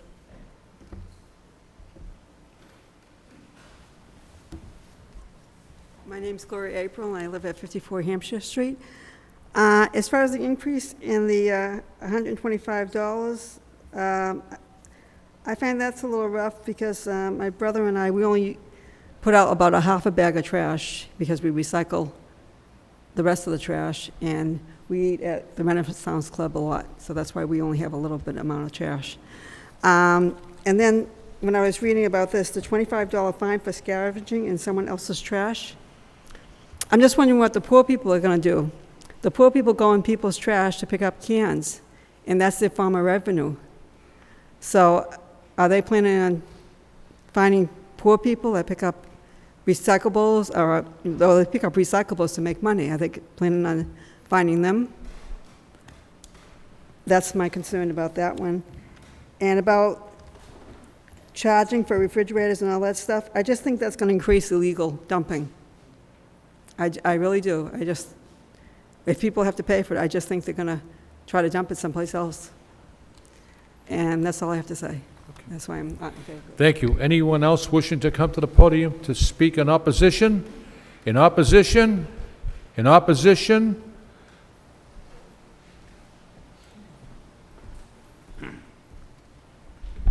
Thank you for letting me speak today. My name is Bob McDonald. I live on White Street in Lowell. When I seen the thing in the papers a few months ago, one of the things I was concerned about was winter's coming fast. These automated arms, where are we going to put the barrels? And my impression was that there's probably going to be a place that the barrel is going to be put. Otherwise, they ain't going to come and take it. So what happens middle of February, we get a snowstorm the night before the barrel is going to go out. How's the barrels going to get picked up? Then the next day, so what happens is we wheel it back in the yard, and the next week, we're not going to have anywhere to put our trash. Has anyone put any thoughts into that? I mean, we do get a lot of snow. Manager Lynch? I guess the best way to answer that is that this is certainly something, the waste hauler will be responsible for picking up trash as they do now. There are certainly very bad snowstorms in which people put out trash and we aren't able to get to it. The waste hauler will contact us and say, we can't pick up, it's too much snow out there, and we'll have to pick up tomorrow. So we have that problem now. The difference being that it'll be easier now to move the barrel back than to pull people's bags and boxes and cans and everything else. But it is a system that does work in other urbanized areas. It works in Brockton, it works in Nashua, and Allied Waste. I have to say, Allied Waste and Waste Management have both implemented these automated pickups, and they have not found this to be a problem when there's a snowstorm. Now, another question is, I own property also. What happens if one of my tenants doesn't do a good job taking the trash out? Will there be a honeymoon period where, for a few weeks, where maybe a letter gets sent to you saying, hey, this is it, this is your first strike, the next one, it's going to cost you type of deal? Or are you guys just going to, they're just going to nail us right off the bat? I think that in any of these systems, there has to be a period of working out the kinks and working with the residents and with the, in your case, your tenants, to make sure that there's a learning curve that goes with that. And I certainly see that as being expected here. But clearly, it isn't fair to everyone in the city if there's continual violations. But certainly there'll be a break-in period to allow people to learn the system. And I think that really speaks to the issue that a number of people, I know Ms. Keegan spoke of, is the educational effort. What are we going to do about education? We have a full court press that we're working on with Allied Waste. They do have experience, again, rolling these systems out in other communities. There'll be material that will be sent out to every property owner, every resident. There'll be neighborhood meetings. There'll be cable TV. I believe Councilor Rita Mercia suggested utilizing cable TV. We will be using that.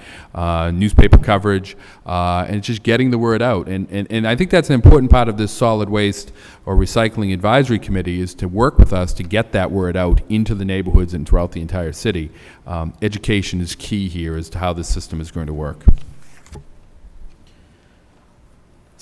So, a lot of people, can read a newspaper and say this is how, the newspaper will tell you how to recycle, what to do. But I think we're going to have to do a lot of education as far as, showing people how to, what to do with a can. You open up a can, you have to clean the can, you got to do this, you got to do that. One of the things that wasn't brought up was, they said, you can take your 20-gallon barrel and turn it into a recycle bin, but no one's really said, is there an order of what goes in those barrels? Can you just throw everything in? Yes. Or is it just, do you have to tie it all up? Just be very specific. Mr. Manager? Actually, I'll ask Gunther to speak to this. The recycling program, of course, has been in the city here for a number of years. So, but again, we can never do enough to educate people on the value of recycling and how it works. But perhaps Gunther could address that particular question regarding how it. Mr. Manager, the last newsletter that was mailed to all of the residential owners in the city had a Recycling 101 section in it with 2 columns. One that lists all the paper items which would go into the green recycling bin, and the other column, which is bottles, cans, tin, aluminum, and plastics, would go into the large trash can. Now becomes a recycling can. So we do have outreach, and certainly anybody can call the office or go online and get this material. Okay. Sir? Well, that's all I got. Thank you very much. Okay. Thank you. You're welcome. If there's no other people who want to come to address the council in opposition, the public hearing is closed. And before I ask for the wish of the body, I want to thank, on behalf of the council, Manager Lynch, everyone for attending this evening. It is a change, a drastic change, but I think it's for the better. What is the wish of the body? Councilor Rita Mercia. Thank you, Mr. Mayor. I know that this is a new concept, and anything new is rather confusing. It's very difficult at first, and people are right. We do need to educate people a little bit more, but the thing of it is the subcommittee didn't just decide that this is what we're going to do and we're going to shove it down anybody's throat. Absolutely not. We were diligently trying to pursue what is the best area to go, what is the best avenue to make this recycling effort much, much better than a mere 7%. What can we do to lower the cost of trash? And we could have went to the next step and have have the pay-as-you-throw initiated. We could have probably tried that. But that's not the greatest that we've seen. We went to Manchester, we went to Nashua, we went to many places to try to figure out what is the best possible way. And we know that there are many communities around us that are going to the service that we're going to implement in February. I know that people are confused. It's something new. It's expected. But I think that the benefits outweigh those that we have in place right now. For one thing, it'll make neighborhoods look an awful lot cleaner. You saw on the screen just what we had to look at. With the containers, it'll be much better. The containers are durable, they're weather resistant, they have a cover. You're not going to be lifting anything heavy from your home in the backyard or side yard to the street. It's going to be on wheels. Senior citizens will still get that discount. You'll get a smaller tote, is what we call that bucket. It's a smaller tote. That'll be easier to roll. I know, I lugged the barrels myself, and I kind of thought that maybe if I could have some sort of device with wheels, I could pull it down like a wagon, but this is even better. I mean, who would have thought? But one of those 64-gallon capacity barrels, totes, is equivalent to 2 trash barrels. So that's something to consider. Or 3 to 5 garbage bags, as Gunther showed you earlier. This tote is guaranteed for 10 years. I mean, even your barrel in the store that you'd buy at Home Depot or in Walmart or whatever isn't probably guaranteed like that. So we're trying to give people a choice here. If you have a family like the gentleman there, this is probably for a family of 4, you probably have a family of 6.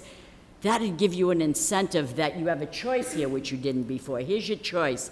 You can fill that up, and if it goes even higher, you have a choice to spend $1.50 and put a bag on the top, or you have a choice to try to work your way into your trash and see what you can recycle and put in one of those barrels that you would have used before.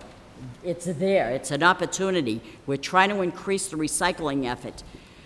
We did discuss this ordinance inside and out.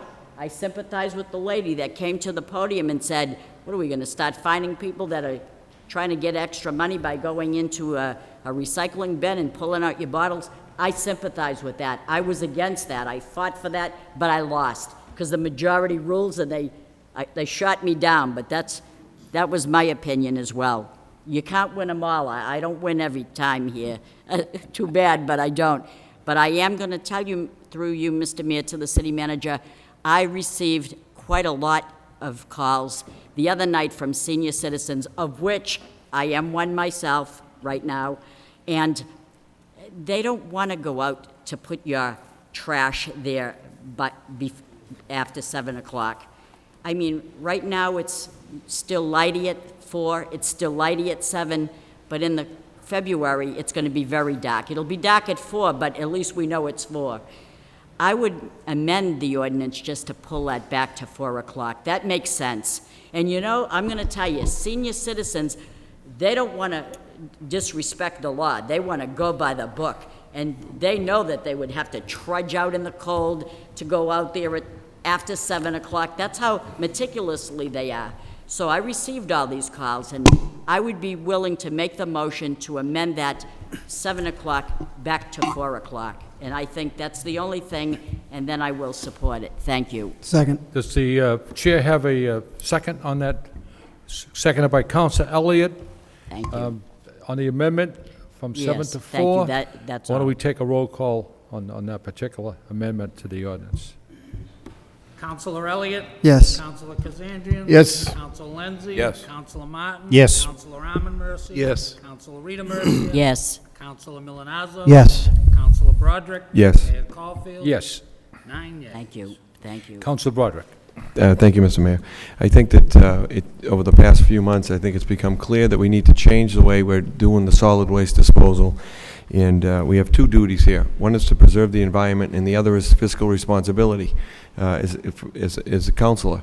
And again, I think it's clear, we saw the statistics, that there has to be some type of incentive here in order to increase. It's been at the 7 to 11 range since I've been here for about 3 years now. It hasn't changed. You know, Gunther's been out at the neighborhood meetings, he's been in the newspaper, he's been on cable TV, we've seen him everywhere. People aren't going to affect a change unless it's going to affect their pocketbook. And we're not jumping to anything rash or making any hasty decisions here. We've come up with a hybrid plan that is not going to be perfect, but I want to thank all the people that have participated in this, from the manager to TJ, to everybody, Gunther, everybody that's been involved, the councilors that were able to make the trip, and everybody that came tonight to ask the questions. There have been some very, very well thought out questions, and there are going to be more. And I think the key is the education and the enforcement. We got to get out in the schools, let the kids educate the parents, and it starts there. And continue to get out in the neighborhood groups. We can use the website effectively. We can use cable TV, the public access station.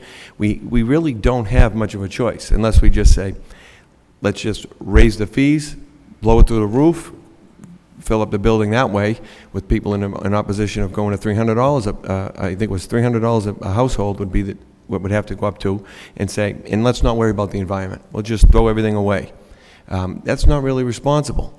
You know, sometimes we have to make tough decisions. Sometimes it's just a decision that's going to affect a change that, as Councilor Rita Mercier mentioned, people don't like change. I don't like it.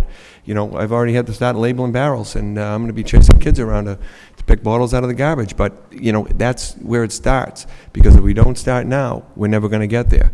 And I think it's the responsibility to protect the environment is paramount, and then we also have the fiscal responsibility. It's not a matter of just increasing the rate to cover the costs. I don't think. I think that covers one aspect of it, which really is ignoring what is becoming a bigger and bigger problem for this whole country. And it's all the way down to the cost of oil. It's, you know, the recycling program. But I want to thank everyone that has been involved in this. I think it's the highlights have already been hit, and I just think that it's a good program to start with. I'm sure we're going to want to tweak it, and the enforcement is going to be key. And people at home that are panicking, that they're afraid they're going to put the wrong bottle or the wrong something in the wrong bag, and they're going to get a fine. I don't think we see that now. And I don't think it's going to be for the case of the mistake. It's going to be for the exception for the abuse. So I think people can relax in that respect, and obviously pick up the phone and call down to Gunther and access the website. The information will be there. It's just going to take a little bit of change in education. Thank you.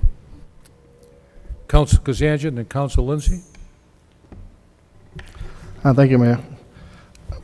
We've been working on this, the subcommittee, and also the rest of the city councils. We've gone out to Worcester and Nashua, and it seems to work for them. At some of the certain streets in Nashua, where you have 2 or 3 family homes, you see this barrel, the 64-gallon barrel, and it's lined up throughout the whole street. It's nice and neat, and occasionally you'll see a bag on top, but very, very few. And I think that can happen in the city of Lowell. Couple of reasons why I'm supporting this is, first of all, I think we should recycle. It's part of our life today. And also, instead of raising the fees up to $300, it's penalizing the people that do recycle. So why should we penalize the individual that recycles for the individual that doesn't recycle? So that's my 2 reasons. But I had a couple of questions. How many inspectors are we planning on hiring? Do we come to that point yet? We have it's a good point, a good question. We haven't come to a definitive answer on that yet. We're looking right now at redeploying the existing inspectors we have to focus in on this area. But we anticipate that it is possible that we may be looking at adding 2 additional inspectors. Okay, yeah, definitely try to use the inspectors that we do have, and if they're out in the street and they see a problem, they can handle pretty much whatever what's out there.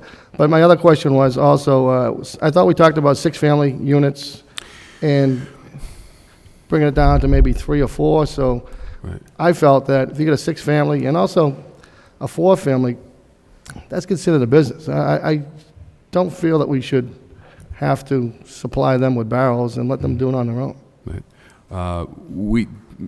TJ, would you like to address that? Council, we're still working on the data right now to bring that forward to the subcommittee. We're going to cross-reference the current bills of the DPW records with the assessor's office right now. So we're just cross-multiplying that, and we get that information. So possibly later on, this can change? It's possible we may make a further amendment as we go through this. Right now, I think we've identified about 200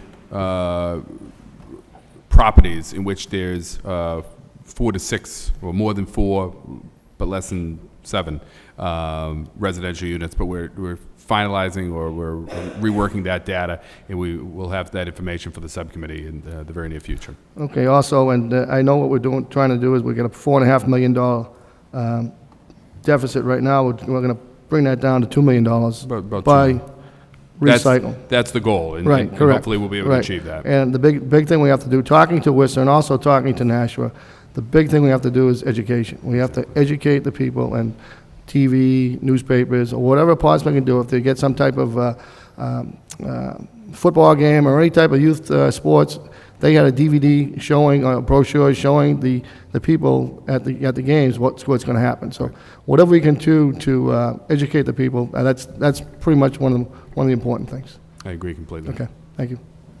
Councilor Lindsay? Thank you, Mr. Mayor. Did they recycle that bus that caught on fire on the trip to Worcester? Or that was a big step forward. They didn't recycle the people that were on it. So. Yeah. I like this a lot. I think this is a cultural change that is going to transpire within our city. I thought that the statistics that Joanne Keegan brought forward tonight are striking, and I think it's important that every community do their part across the nation, across the world.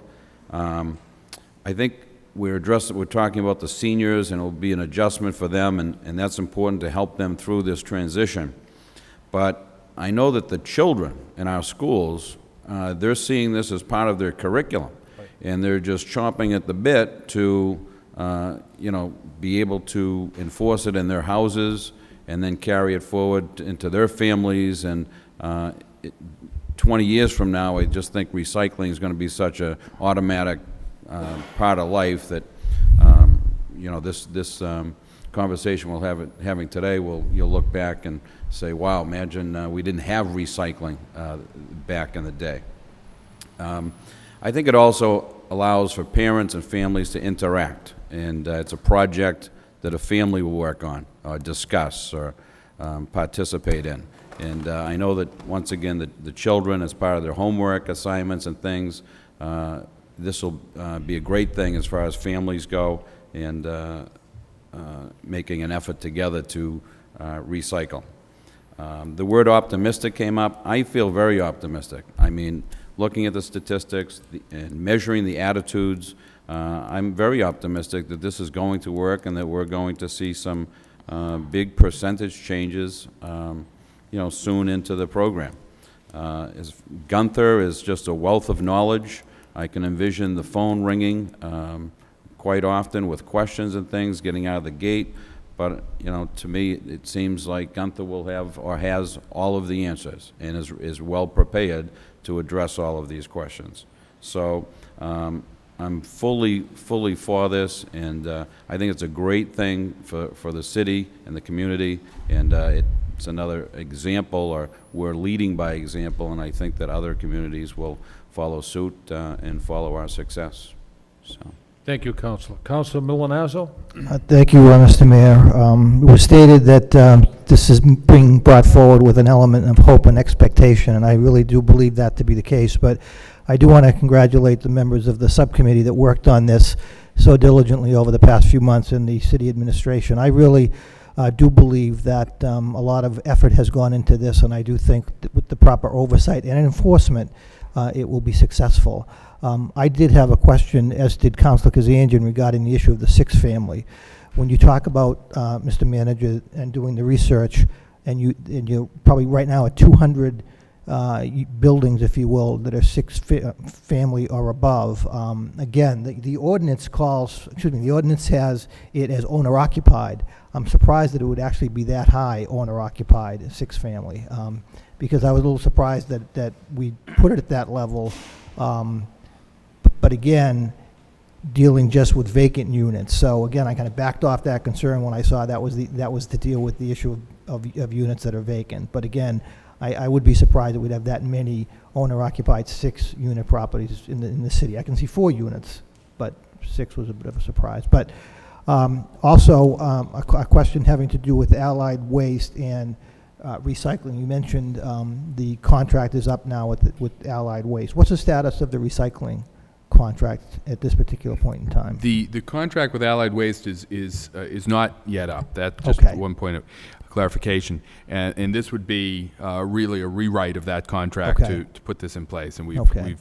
we've headed down this road with them already to put this automated system in place. It is a cost savings to the city and helps close that budget gap that we've talked about. The recycling contract is currently with Russell.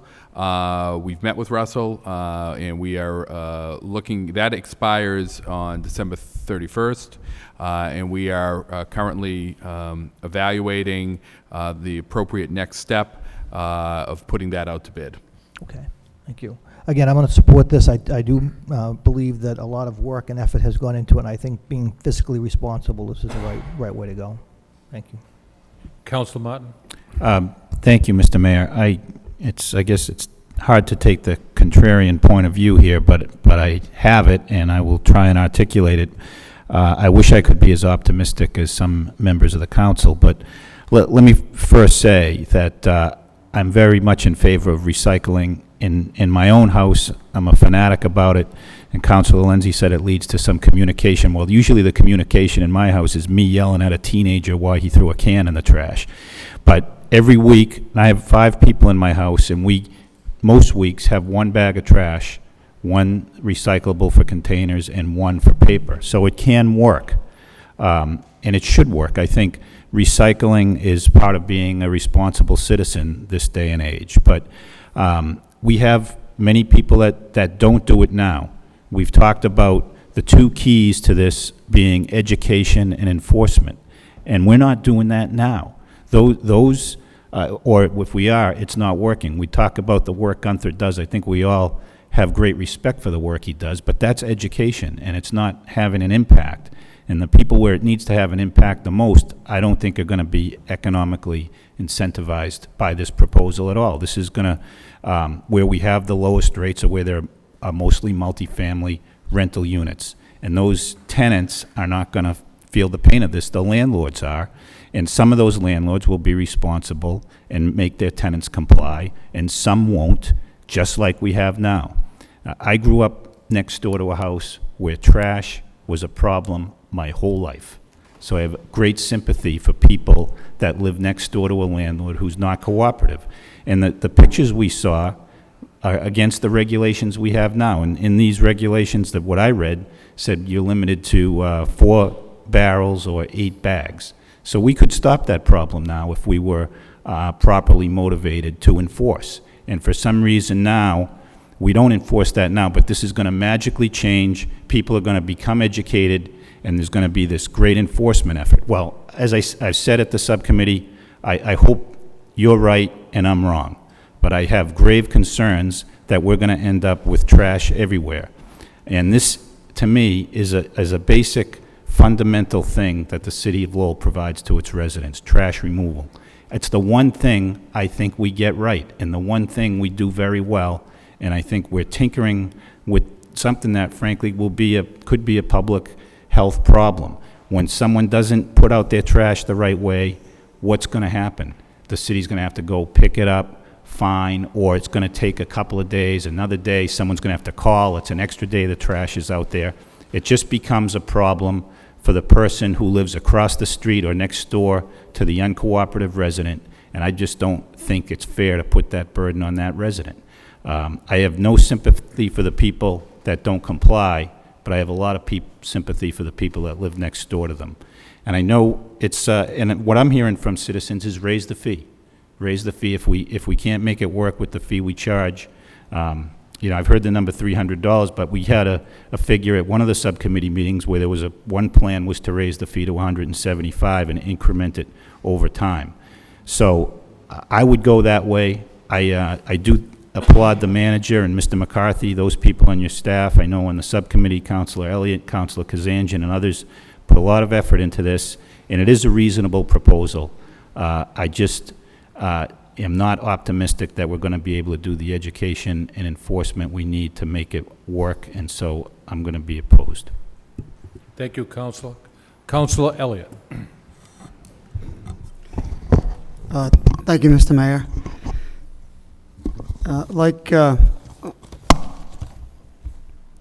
I want to thank members of the subcommittee as well.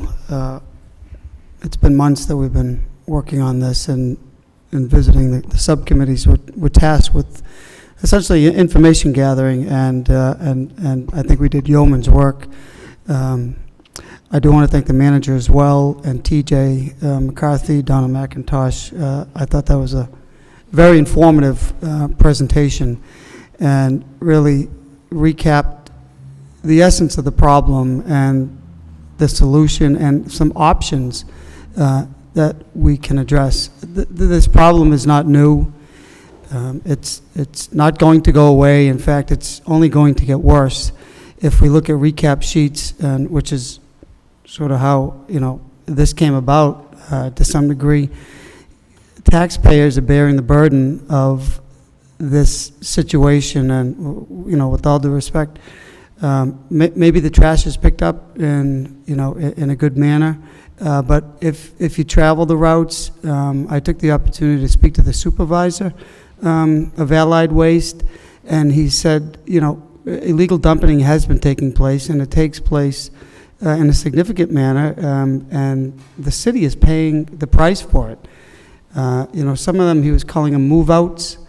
There's a ton of tour trash that the taxpayers are paying for. So I think one of the more compelling statements I heard tonight from one of the individuals that was in favor but spoke in opposition was, we're taking, 4.5 or next year almost $5 million out of the tax levy to pay that should be going to schools, should be going to fire, should be going to police, public works.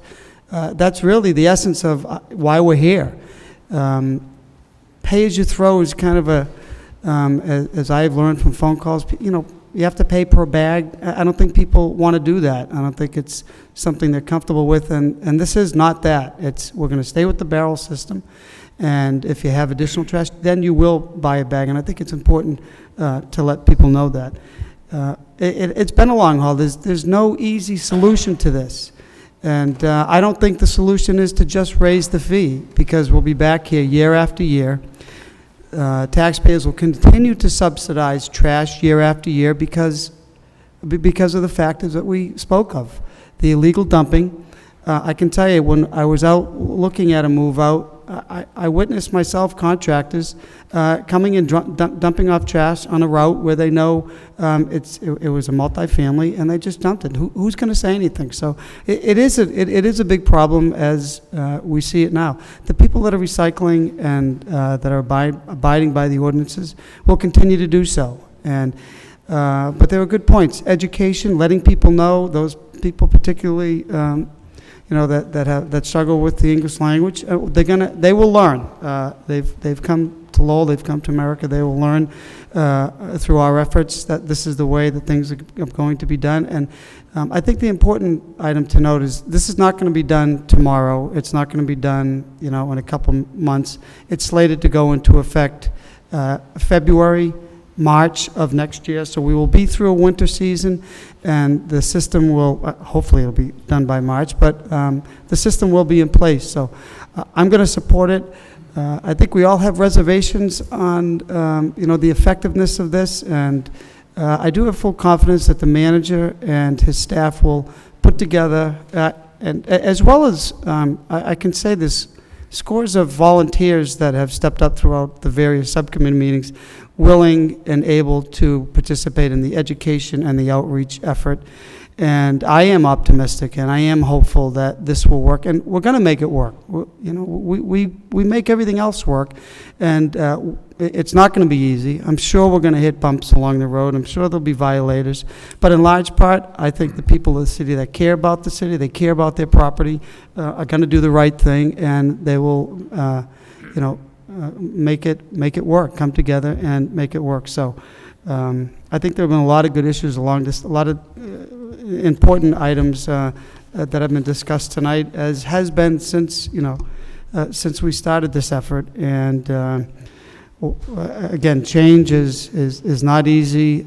I even have concerns, like many other people in the city, but we can't continue down this road. It's not the fiscally responsible thing to do.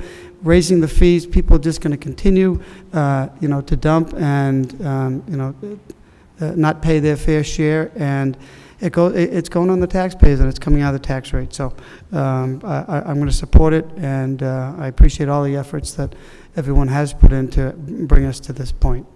Thank you. Thank you, Councilor. Councilor Armin Mercier. Thank you, Mr. Mayor. I came here this evening with mixed emotions about this program. I want to commend the manager and the staff for putting that presentation on, which answered a lot of my questions.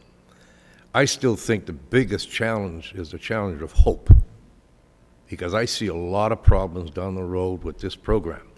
You just need, for instance, to go up a street like Rockdale Avenue or back Central Street, or those neighborhoods that two families with no yards. They can't even park their car. Where are they going to put a barrel of that size? And they probably need a barrel of that size. So I see that as a problem also.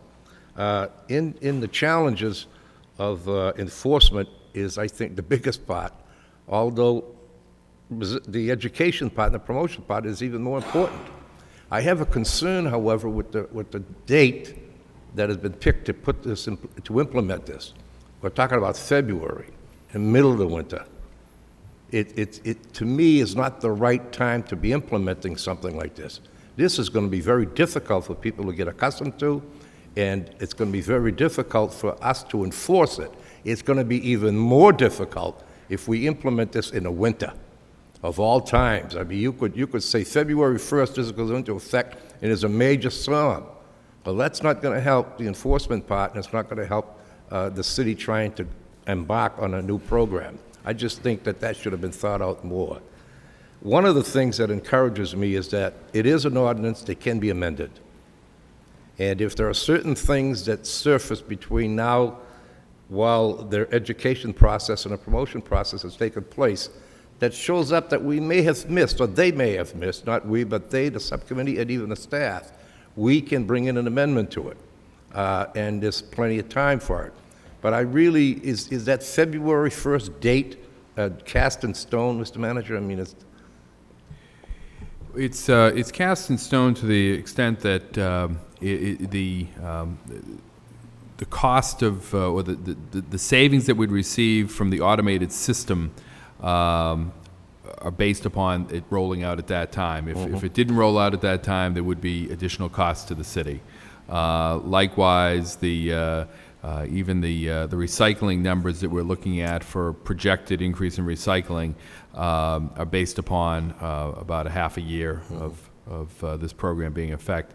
If you roll that back, and I agree there's an additional challenge of having it done in February, there's no doubt about that.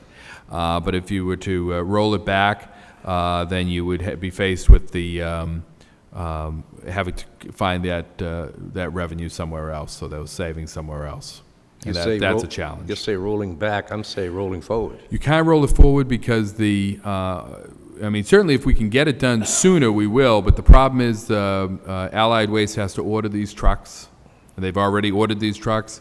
If they come in sooner, then we may be able to get it out sooner, and we certainly will do that. We do need the time to do the education, but it's really just getting the equipment in place. These aren't trucks that are unfortunately sitting on a lot, ready to go out. They have to be special ordered for in each case. So this is really a fait accompli if there's some trucks sitting on a lot someplace and this is ready to roll out and everything has been put into place. I don't see how we're going to be able to amend it if we do want to amend it based on this. Well, there's certainly the aspects of this we can change, but we've indicated to Allied Waste that we have, and I will tell you that there's almost every community around us is moving to the automated pickup. We've indicated to Allied Waste that we want to head down this road so that we wouldn't be farther behind the eight ball in terms of realizing these savings. That the budget, if you recall, the budget that was passed back in May was based upon the automated system being put in place. So we sometime in July or August instructed Allied Waste or indicated to Allied Waste that we're interested in heading down this way. We haven't fully executed a contract yet with them on that, but certainly in good faith, we told them and they accepted and they moved forward with ordering these trucks. If we don't use these trucks, someone else will use these trucks. But our budget was based upon this concept of this system being put in place. Either this system or some type of increase in the fee. Have they indicated how many people there'd be in a truck? The expectation is there will be one person in a truck, and in some cases they may have to put out a second person to help with some of it in some of the neighborhoods. If for instance, okay, there are 2 or 3 bags besides the recyclable, besides the tote. Somebody would have to manage the truck and then get out and pick up. That's correct. Now, how would that person know if there's anything in those bags that shouldn't be there? They won't until they get out, and I suppose if they, like the bag that was here, if they knew they were all cans. That bag right now was half paper, which is recyclable, right? Mm-hmm. And half junk. How would they know unless they open the bag? That's correct. So there's another challenge that should be put there by Allied. But again, that's really the concept behind the fee as well. If it's $1.50 a bag, it's not in their economic interest to throw away recyclables. Well, I think you've placed an awful lot of faith and hope in this program, because I can see some serious problems down the road when people don't understand it, and I think a lot is going to have to do with the education part of it and the promotion part. Because, we've been putting out a lot of things lately, in the last couple of years, about how important it is to recycle, how important it is to our budget, how important it is for the environment, but yet it seems like it hasn't reached anybody sufficient enough to make a difference. And so I hope that the education part and the promotion part gets looked at again and gets implemented in a way where it reaches people, and particularly certain neighborhoods should be focused on. Certain neighborhoods should be focused on that are right now, you just need to ride up and down the street and see the bags that are out there and all the junk that's up there, all the illegal dumping that we're not enforcing anyway, and we could under the present ordinance. So I'm going to tongue-in-cheek support this, but I do have some serious concerns, and if those concerns formalize a little bit more later, then I will be bringing in some amendments to correct them. Thank you, Mr. Mayor. Mr. Manager? Councilor, I think you make a number of very good points, and there is a degree of hope in this. There's no doubt about that. Like Councilor Lenzi, I'm optimistic that this will work. But I think we're all realistic about it as well, that there are going to be issues, there are going to be tweaking that's going to have to take place here, and we're really going to have to do a lot in terms of education. I do think that the difference, there's a big difference, though, with this program as opposed to our current program with regards to the education, the promotion part of it. We have gone through it, certainly been out visiting with neighborhood groups, doing the newspaper and the cable TV, and speaking about recycling. I think that you can't discount the economic incentive for people to throw away trash, or throw away recycling, and pay to do so. It doesn't make sense for them to do that. And that doesn't mean people won't do it. Certainly people don't always do the sensible thing. But I think it's less likely that they'll throw away something if it's going to cost them more money to do so. The other, I think, important point is value of this new program is it is a new program. People are paying attention. People want to understand this program. That gives us another, just telling people to recycle and the importance of it, I think it falls on deaf ears. But under a new program, it gives us an opportunity to start fresh in getting people to understand the value of recycling.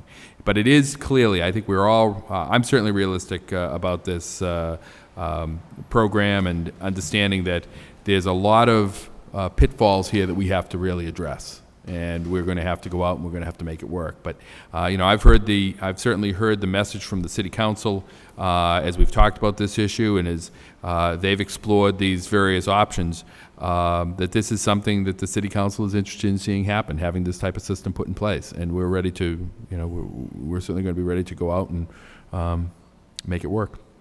Well, I want to wish you a lot of luck, because I can see a lot of pitfalls here that you're going to run into that we're probably not even thinking of, but there's got to be a leap of faith, I guess, and that's where I'm coming from. Thank you. Thank you, Councilor. Councilor Kazanjian and Councilor Lindsay. Thank you, Mayor.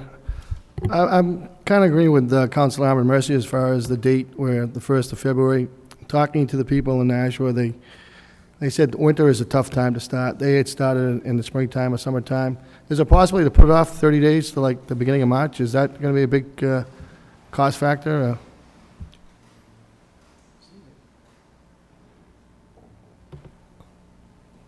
We'd have to do a little bit of work on that to determine what the cost implications will be, and they'd either have to be, but we can certainly work on that. And I mean, the ordinance essentially goes into effect immediately. It's really the rollout of when we would actually make this happen that's at question. We can do some analysis on that and determine what the cost implications are going to be. Clearly, we're already pushing it back a month more than we anticipated. We had hoped to do January, right. And we've pushed it back to February. Well, we're also starting late too. We were supposed to do this a couple of months ago, and we're starting to get, so the education program is going to be less. So they figure at least, I think National went for a year for the education program. So. Yeah. If we could go 6 or 7 months to make sure that we do get the education program out there and everybody's on board, it's definitely going to be a challenging program. There's no question about it. And probably for the council body, the easy way probably to raise the fees, but that's not the solution. Right. The solution is, the future is recycling, and that's what we're doing. We did a lot of work for it, and I think it'll work, but and I'm optimistic that it's going to work, but we just have to enforce it. Like Councilor Armin Mercy said, enforce it and really make sure that we penalize the people that aren't doing it. Absolutely. Councilor Lindsay. Thank you, Mr. Mayor. My question would have to do with education. It's come up a number of times, but just to expand on that, when we say education is falling on Gunther's shoulders a little bit, how tied in are we to K through 12 in our schools? Have we addressed this with the new superintendent? And will there be any kind of curriculum or homework assignments that will really hammer this idea home with the kids and parents, and so that they're seeing it all the time, especially for the initial rollout? Well, we met with, one of the issues is that we met with Russell just 2 weeks ago to talk about, it's in their contract, in the recycling contract, that they have to do some work with the schools. It will be in a new recycling contract as well. There have been discussions with the school department in the past, and there are going to be continued discussions to put this in place in some way to get this information out. I agree with you completely, Councilor, that the schools are a great resource for us to get the word out into the community. And we have been doing that. We will continue to do that and step that up. Again, taking advantage of the new program being put in place. Yeah, I think it's critical that, this is, especially this initial year, this first time out, that the schools are very involved and the kids are, bringing a message home, and there's things that are tied to their curriculum that are tied to this program directly. Right. I also think again, I'll go back to it, the advisory committee, I think, is a key part of that, and I would see the schools having a seat on that recycling committee, advisory committee. You may recall the teacher that we had here from one of the schools, I believe it was the Rogers School, that was very active, and I think that someone of that enthusiasm would be very helpful to have on that advisory committee. Councilor Broderick. Thank you. Just briefly, I know that we had a slew of people coming into the subcommittee meetings and I think hopefully we're going to find that there's going to be a great number of people who want to come forward to help volunteer, to help educate. And maybe it makes sense to try to, if we can leave something on the website, people can volunteer, and then when the nicer weather does roll around, get out into these, what we think are going to be the troubled neighborhoods, where it's difficult for trucks, the parking situation is difficult, and get out there and literally go door to door. I think we'd be able to get that type of movement from people that are concerned about the economic, the environmental impact. It's a big issue. It's not just about the fiscal responsibility. We've got a duty here to preserve the environment. And I think that we'll have people that are going to be interested in volunteering, whether it's college students or just regular concerned citizens, that we can get out into some of these areas and help educate them on how they can make it work, and literally going door to door. You know, we can't maybe cover the whole city, but I think there's not as, you know, there's going to be areas that are going to be easier to manage than others. And I think if we focus on the difficult areas first, we'll have much greater success. But it's not going to be easy. But change isn't, and you know, if it was easy, everybody would be doing it.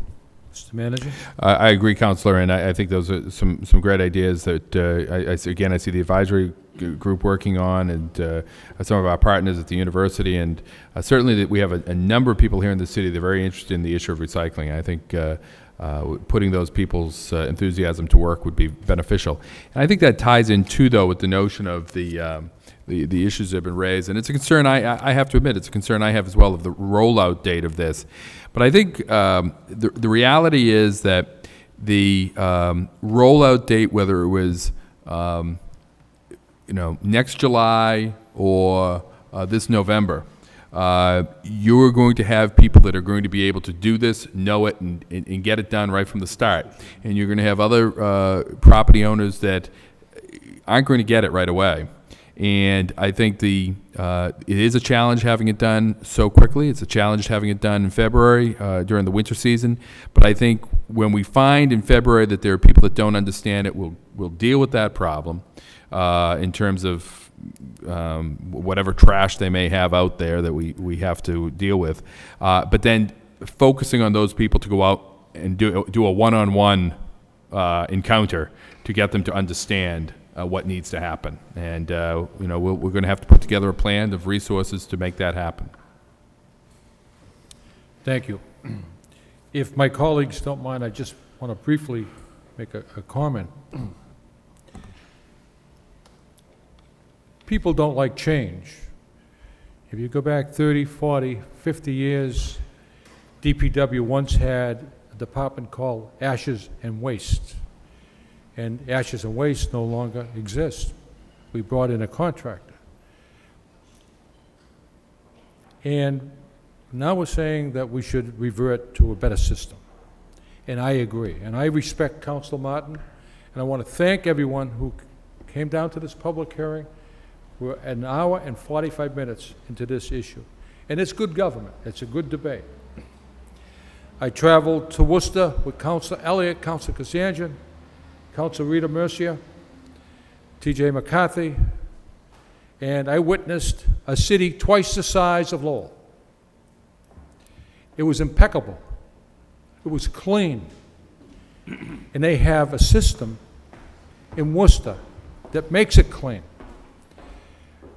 I traveled through some of the neighborhoods in this city, and I'm embarrassed with some of the trash that's out on the sidewalk. And the contractor we have will stop and pick up every single ounce because it's so much a ton, and the incinerator charges us so much a ton. We have to revert our ways. We have to change and get into the 21st century. Nashua and Hudson to the north of us, they're getting into the 21st century. Worcester, down south, all of Florida, South Carolina, North Carolina, Georgia, they're all doing this, using this particular system. And what will the positive outlook be with this system? The city is going to be much cleaner. That's what we all want. We want a clean city that we can be all proud of. Right now, people are just throwing things on the sidewalk and hoping it's going to be picked up. And my colleagues know those particular neighborhoods, it has to stop. We just can't continue to go this route. So I'm going to support this. And will there be some roadblocks? Yes. Will we address them? Yes. And Mr. Manager, I hope to see you bring on another inspector just working on this enforcement because I think it's going to be needed. Councilor Martin, I think, spoke on that very strongly. You're going to have to enforce this and educate the people that this is the new system.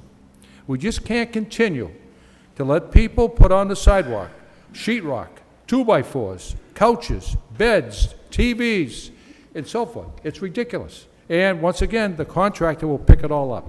So I'm going to support this particular issue. Mr. Manager, I want to thank you, the subcommittee, T.J. McCarthy, for bringing this forward. It is a change, but we used to have ashes and waste, and we changed that as well. So, any other discussion or debate? If there's none, we'll have a roll call. Councilor Elliott? Yes. Councilor Kazandrian? Yes. Councilor Lenzi? Yes. Councilor Martin? No. Councilor Arman Mercia? Yes. Councilor Rita Mercia? Yes. Councilor Milonazo? Yes. Councilor Broderick? Yes. Mayor Caulfield? Yes. 8 yeas, 1 nay. I want to thank the people for spending an hour and 50 minutes of your time here with us. This is democracy in action. And I want to thank Mrs. Keegan for those fine remarks, because it really put a light on the whole subject. Thank you very much. Moving on with the agenda. Once again, anyone who would like to speak in favor or in opposition, you have 5 minutes or less. An ordinance amending the Code of Ordinances, City of Lowell, Massachusetts, with respect to Chapter 7 thereof, entitled Finance and Taxation. Those wishing to speak in favor, please come to the microphone. Give us your name and address. In favor? In favor? That portion of the public hearing is closed. Those wishing to speak in opposition? In opposition? Opposition? Public hearing is closed. What is the wish of the body? Move approval. Move approval by Councilor Rita Mercia, seconded by Councilor Broderick. Any discussion or debate on the motion to approve?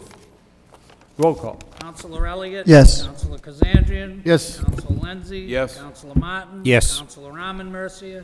Councilor Rita Mercia? Yes. Councilor Milonazo? Yes. Councilor Broderick? Yes. Mayor Caulfield? Yes. 9 yeas. Open that and turn it over.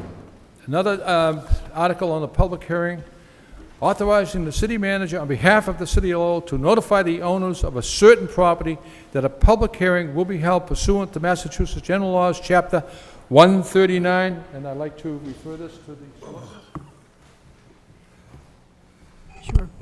This is a hearing before the council under Chapter 139, basically to determine whether the property located at this address constitutes a nuisance to the neighborhood, and whether, in the opinion of the council, an order to demolish should be issued. So I would ask our building inspector, Mr. Camacho, to go to the podium. Good evening. We have a property, It's against that noise. Could you Stop that zzzt. yeah. Could you state your name and title for the record? my name's Robert Camacho, I'm the Inspector of Buildings, Building Commissioner for the City of Lowell. Okay, and are you familiar with the property located at 178, 180 Woburn Street in Lowell? I am. And how did you become familiar with this property as the building commissioner? I'm sorry? How did you become familiar with this property as the building commissioner? As Building Commissioner, it was brought to our attention because of a variety of complaints that have come to our office over the years. My first experience with this building was back in 2002 as a building inspector, a building official. Since then, the building's been vacant and abandoned, and has been a general nuisance to not only the neighborhood, but also to various city departments, and it's much of an eyesore. Okay, and did you have an opportunity to personally inspect this property? I did, since 2002, and most recently today, I have. Okay, and what were the results of your inspection?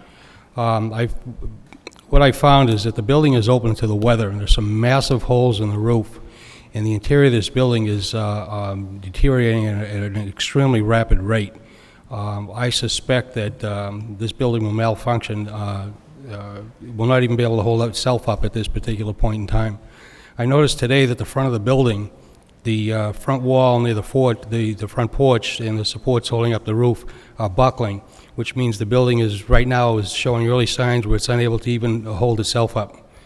Because of the the winter and the extra snow loads and thaw-free cycles, I expect this building will start to fail at a much faster rate. Okay, as the building commissioner, are you aware whether a survey was conducted as to an inspection of this property pursuant to Chapter 139? We did. We had a survey conducted according to the state building code. The survey was led by the senior inspector, and it also included a disinterested party, a member of the engineering department, as well as the fire department. And could you briefly walk the council through the results of that survey report? All three members found the building to be structurally unsound, open to the weather, and dangerous to life and limb. The fire department had posted the building. If there is a fire, their firemen are instructed not to enter the building, but to fight the fire from the outside. Okay. Aside from the survey report, are there photographs of the building? Yes, I have some here. Okay. And I would ask if maybe both the report as well as the photographs could be turned over to the city clerk and given to the council, and also offered into evidence at this point.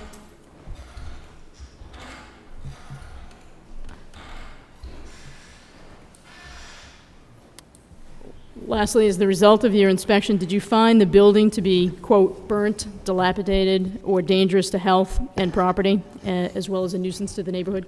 I do. And as the result of your inspection, did you have an opportunity, or would you make a recommendation to the council as to what action would be appropriate for this property? My recommendation at this point that the building be raised and demolished. Okay. And is there anything else you would like to add? Not at this time, unless I can answer any questions. Thank you. Okay. Does the council have any questions? Of Mr. Camacho?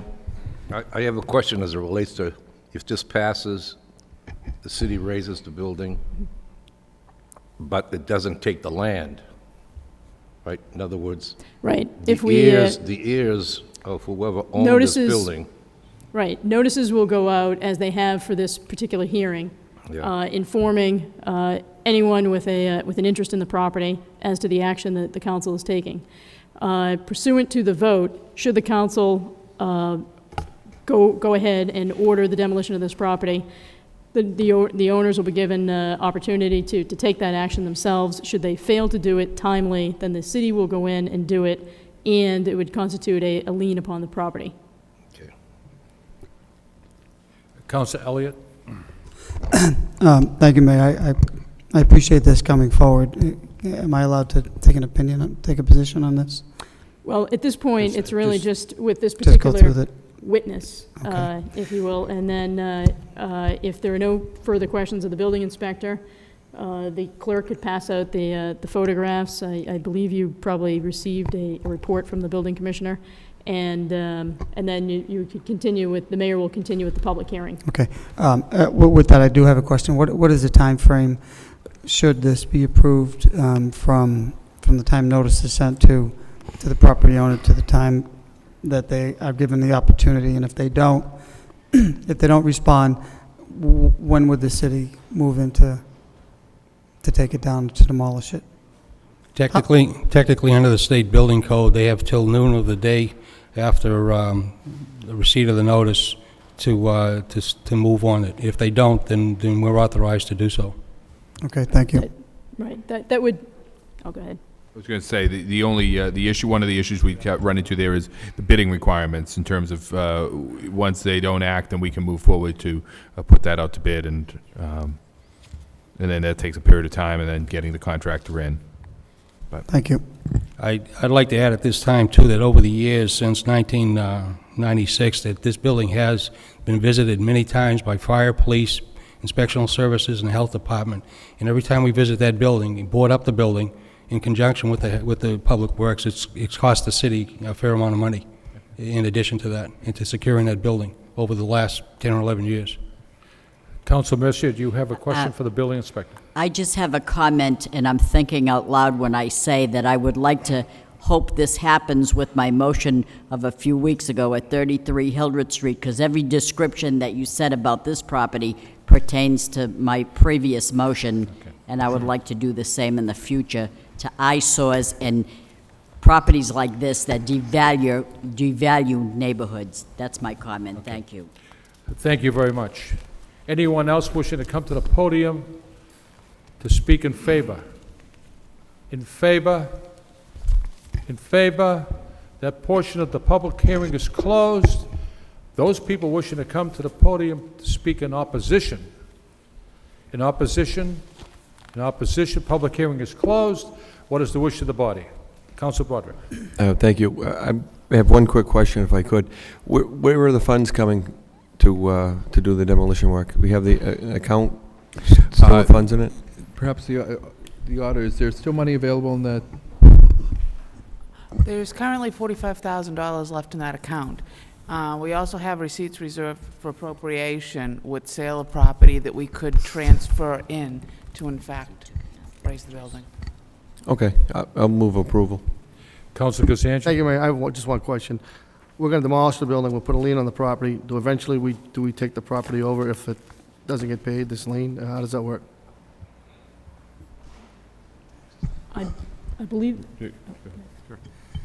The lien will be paid if we foreclose or if the property transfers hands. The seller will have to pay us before the buyer gets paid. How long does it take for us to foreclose on a piece of property once we put a lien? Is it a year, 2 years, or months, or? That really depends on the individual situation. Depends on whether we can serve notice on the interested parties, whether there's any probate issues involved. Okay. Yeah. This particular property is in probate. Oh, it is? right. Okay. It's already in tax title. There's been a taking, right? Okay. Any other discussion? Motion by Council Broderick, seconded by Council Elliott to move forward with the demolition of 178 Woburn Street. Any more discussion? Roll call. Council Elliott? Just briefly, Mr. Mayor, I filed this motion on a number of occasions because it's right in the heart of South Lowell, and I appreciate the manager moving forward on this. The neighborhood has been frustrated with this piece of property. Mr. Camacho mentioned it correctly, 10, 11 years, excuse me, at a cost to the city to board it up and, to take care of it, and it is a public safety, not only an eyesore, it's a public safety hazard to that particular neighborhood, so I appreciate it, look forward to it. Did I hear correctly that it has been it's in tax title, and are we in are the taxes that are delinquent on this building? And yes. What's the next step? It was mentioned that it's in probate court. It's in probate right now. I believe the issue is one of ensuring that the appropriate parties are provided full notice. Full notice. Okay, great. Thank you. Thank you, Mayor.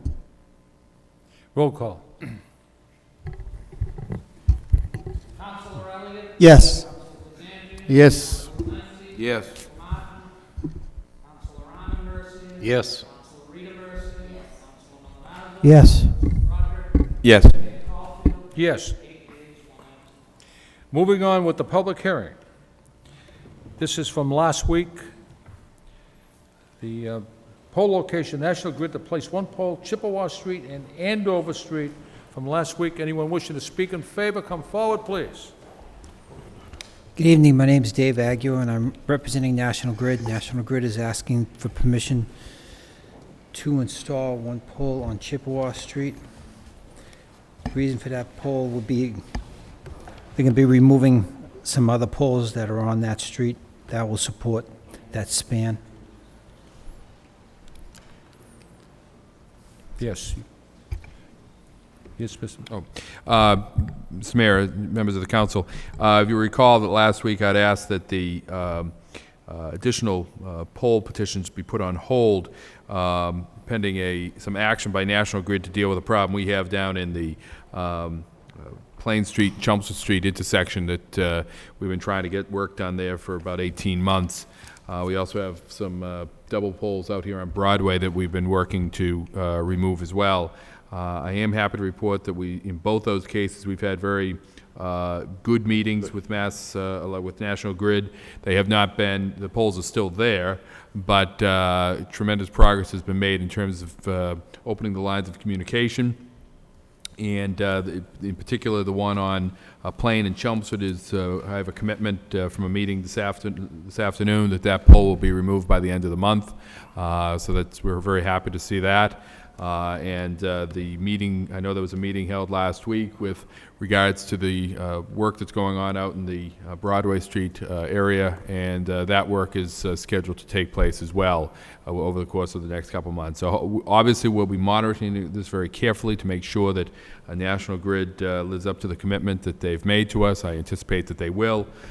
Based upon that good faith commitment, though, I would certainly recommend that these poll petitions be allowed to proceed to have the work completed. Thanks. Thank you. Anyone else wishing to come forward to speak in favor? In favor? In favor? We also, on the public hearing docket, we also have a poll location at Chippewa Street. So this would be part of the entire vote. Oh, I'm sorry. I was, the one I spoke about was on Chippewa Street. The other one is on Andover Street, Right. yes, with Right. both polls. Yes, Right. thanks. Okay, anyone wishing to come and speak in favor of this petition? If not, that portion of the public hearing is closed. Anyone wishing to come forward and speak in opposition, please come forward. Public hearing is closed. Referred to the wire inspector by Council Broderick, seconded by Council Milonazo. All in favor, signify by saying aye. Any opposed? Thank you, Mr. Mayor. In regards to this gentleman that's here, I hope that the opening the lines of communication is still here, and he grabs an agenda and probably brings it back to where you work, and tell him about my motion about putting a light on a pole. Could you? And you might not be responsible for that. Council, let me ask the body if they would agree to take your motion out of order. If you could stay and listen to So it, moved. that'd be great. No, I'd take it out of order. Motion So moved. Motion to move the motion out of order by Council Ahmed Mishra, second by Council Bill Martin. All in favor, signify by saying aye. Any opposed? The motion carries. Poor guy's been here all night. Yeah, Motion just by 1 Council minute. Rita Mercer. The City Council requests the City Manager to have the proper agency place a street light on pole number 11541 on Circle Road off Stafford Road. Seconded by Council Broderick. Thank you, Mr. Mayor. I asked if we could suspend the rules because there are a few residents here pertaining to this particular motion. This is a motion before you so that we can make this section of an area of the city much more safer for the residents who live there on Circle Road, which is near Stafford Road. And it's poll number 1154/1. Over one, not one after that. It's poll number 1154/1, so that we're pinpointing it. I actually don't want to repair a light or replace a light. I need a whole light there, if you could bring that back too, so that we can continue opening the lines of communication. That's great. This is the fourth summer that some of the residents who are behind me as well, and a lot of phone calls that I received, they had to endure suspicious activity due to the area being so dark and scary, extra parked cars in the area, noise, etc. We as a council can alleviate this problem by installing a light on the utility pole to ward off the bad environment that has taken place there, that these residents had to endure for so many years. And I say, let's make the neighborhood safer and have one problem solved at a time. And so that's the motion, and I think they're happy. Thank you for enduring this late hour. We didn't realize we'd have such a controversial public hearing, but thank you for coming down here. Thank you. Council Milonazo? Thank you. He has a question. Thank you, Mr. Mayor. I'll support Councilor Rita Mercier's motion, but I just want to state that the good people from Andover Street did sit here for 2 hours this evening, and I just want to make sure that they know at this point what happens next. So, Mr. Manager, if you can just let them know, this was referred to the wire inspector. Referred to the wire inspector. Correct. The process to escalate. Okay. Okay. But if they have any questions, So- they can contact the manager's office. Right. All in favor of Council Rita Mercier's motion, signify by saying aye. And Mr. Mayor, he had a question? Well, I have Stafford Street and Stafford Road. And No, what? it's Circle Road. Circle At Road? the Stafford Street, at the Stafford Road portion of Circle Road. He'll get the information from the wire inspector, I'm sure. Right. I mean, I'm sure that we can't be directing him this evening to do something that the wire inspector hasn't looked at first. But I'll take any avenue I can get to have this done. And Right so now, if we're he's going to take a vote on your motion. That's the avenue. All in favor of the motion signify by saying aye. Any opposed? Motion carries. Okay, Now, good, we're all refer this, the two issues of the poll locations to the wire inspector by Counsel Milonazo, seconded by Counsel Armin Mercia. All in favor signify by saying aye. Aye. Thank you. Thank you. All right, good, good. That is the end of the articles on the public hearing. Moving on with the manager's agenda. Vote, order to close out both the Old Butler and Pawtuckaville School construction accounts ordered by the City Council of the City of Lowell as follows, that the amount of $813,989.52 be transferred from the Pawtuckaville School construction account number 6702 to the Old Butler School construction account number 6712. Second reading by title. To close out both the Old Butler and Pawtuckaville School construction accounts, it is ordered that $813,989.52 be transferred from the Pawtuckaville School construction account to the Old Butler School construction account. Council Broderick. Thank you, Mr. Mayor. Just real briefly, I understand the transfer, and I support putting it into a this account or creating this account. I assume that's what we're doing now? If by way of explanation, there's three separate issues that we have here. The first is really a housekeeping issue that the auditor has reported to us that there's a deficit in one school construction account and there's a surplus in another school construction account. This is just clearing that matter up by transferring it from one account to another so that that balances out and the books no longer show that deficit within that account. It's a bookkeeping matter more than anything else in that particular case. The other cases, the other issues that you have before you, and I'll just speak to those now for clarification because it comes out of the same memo that I've forwarded on requesting certain actions, is that we have capital projects that the money was borrowed for capital purposes. We now have money left over within those accounts. We're limited in what that money can be used for. So it either sits there until it's put towards some other purpose or it's put into a general stabilization fund. We have one stabilization fund that would be school construction money that's left over from various accounts that we put into that school projects account. That will be utilized in the future for school capital needs, and the other is just general money from various capital accounts that we put into the city stabilization fund. Again, so that it was borrowed for capital purposes, it can only be used for capital purposes, but in this way we're able to get some value out of having it sitting on the books by putting it into stabilization funds that has some weight with the bond rating agencies that can now show that we have money set aside for capital items that come up in the future. Okay, so this one here is just to clear out the books, get a negative, or erase a deficit, Exactly. and then the next is the part with the stabilization account. Exactly. Okay, thank you. Counsel Elliott, then Counsel Rita Mercia. Thank you. Sir, I was a little anxious about this at the beginning of the meeting, but can you explain why the deficit exists? Why is there a balance and why is there a deficit on both of these? As it relates to SBA? When you're talking about the Old Butler account, Yeah. that's when we're still in the design phase. You hadn't decided which school or if you were going to build both schools. So those were the design costs that aren't reimbursable from the SBA. Okay. So rather than going out and borrow long-term, what we're doing out is closing the Pawtuckaville Memorial School that has been completed. So instead of borrowing, we're just going to take the excess proceeds and cover the deficit and not have to borrow.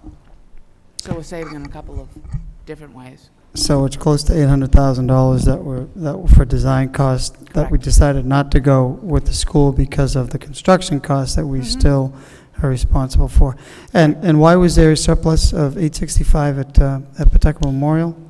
I have no idea, to be honest with you. It was completed in 2006. The audit has been done. And there's actually cash left within that fund. So we need to spend that for another capital project. It's a good thing, but I guess I'd be curious why why there is that balance. So I guess my concern on this is particularly the funds that have been left over. We went out on long-term note for these funds, so I mean, theoretically, we're paying debt and interest on these notes that we're going to take and put in a stabilization that will set there, right? I mean, This particular transfer that you're voting on right now doesn't put anything in the stabilization fund. inevitably we will. That's the purpose of setting up the stabilization fund, correct? No, I think Monies that are left over, let me, maybe I'm not being clear. Monies that are left over are from long-term notes that we have already taken out, and we're paying debt and interest on. It's just money that is sitting there that cannot be used for any other purpose, right? But I think, Council, I think Mr. Moses is saying, just, we can talk about the stabilization fund in a second, but this particular motion relates to transferring money from one deficit account into or one surplus account into a deficit account. This has nothing to do with the stabilization fund, this particular motion. Okay, okay, sorry, I'm jumping ahead. The last three items where there are balances of almost $691,000. What are the plan for those funds? Because I understand the point. There's money left over from one. Why take a note out from the other? Fine. What about the remaining three items? Wastewater capital, stabilization, general stabilization, school construction. Right. Right. Do you want to talk about those items? Well, they all under this came in motion, one or- memo, and they're all sort of wrapped together, aren't they? So, I mean, it doesn't matter to me. If we want to just vote on the first one, I understand. And then the second one is for the, for the other school projects. Okay. Right. Thank you, Mayor. Council Rita Mercia? Thank you, Mr. Mayor. Through you to the city manager.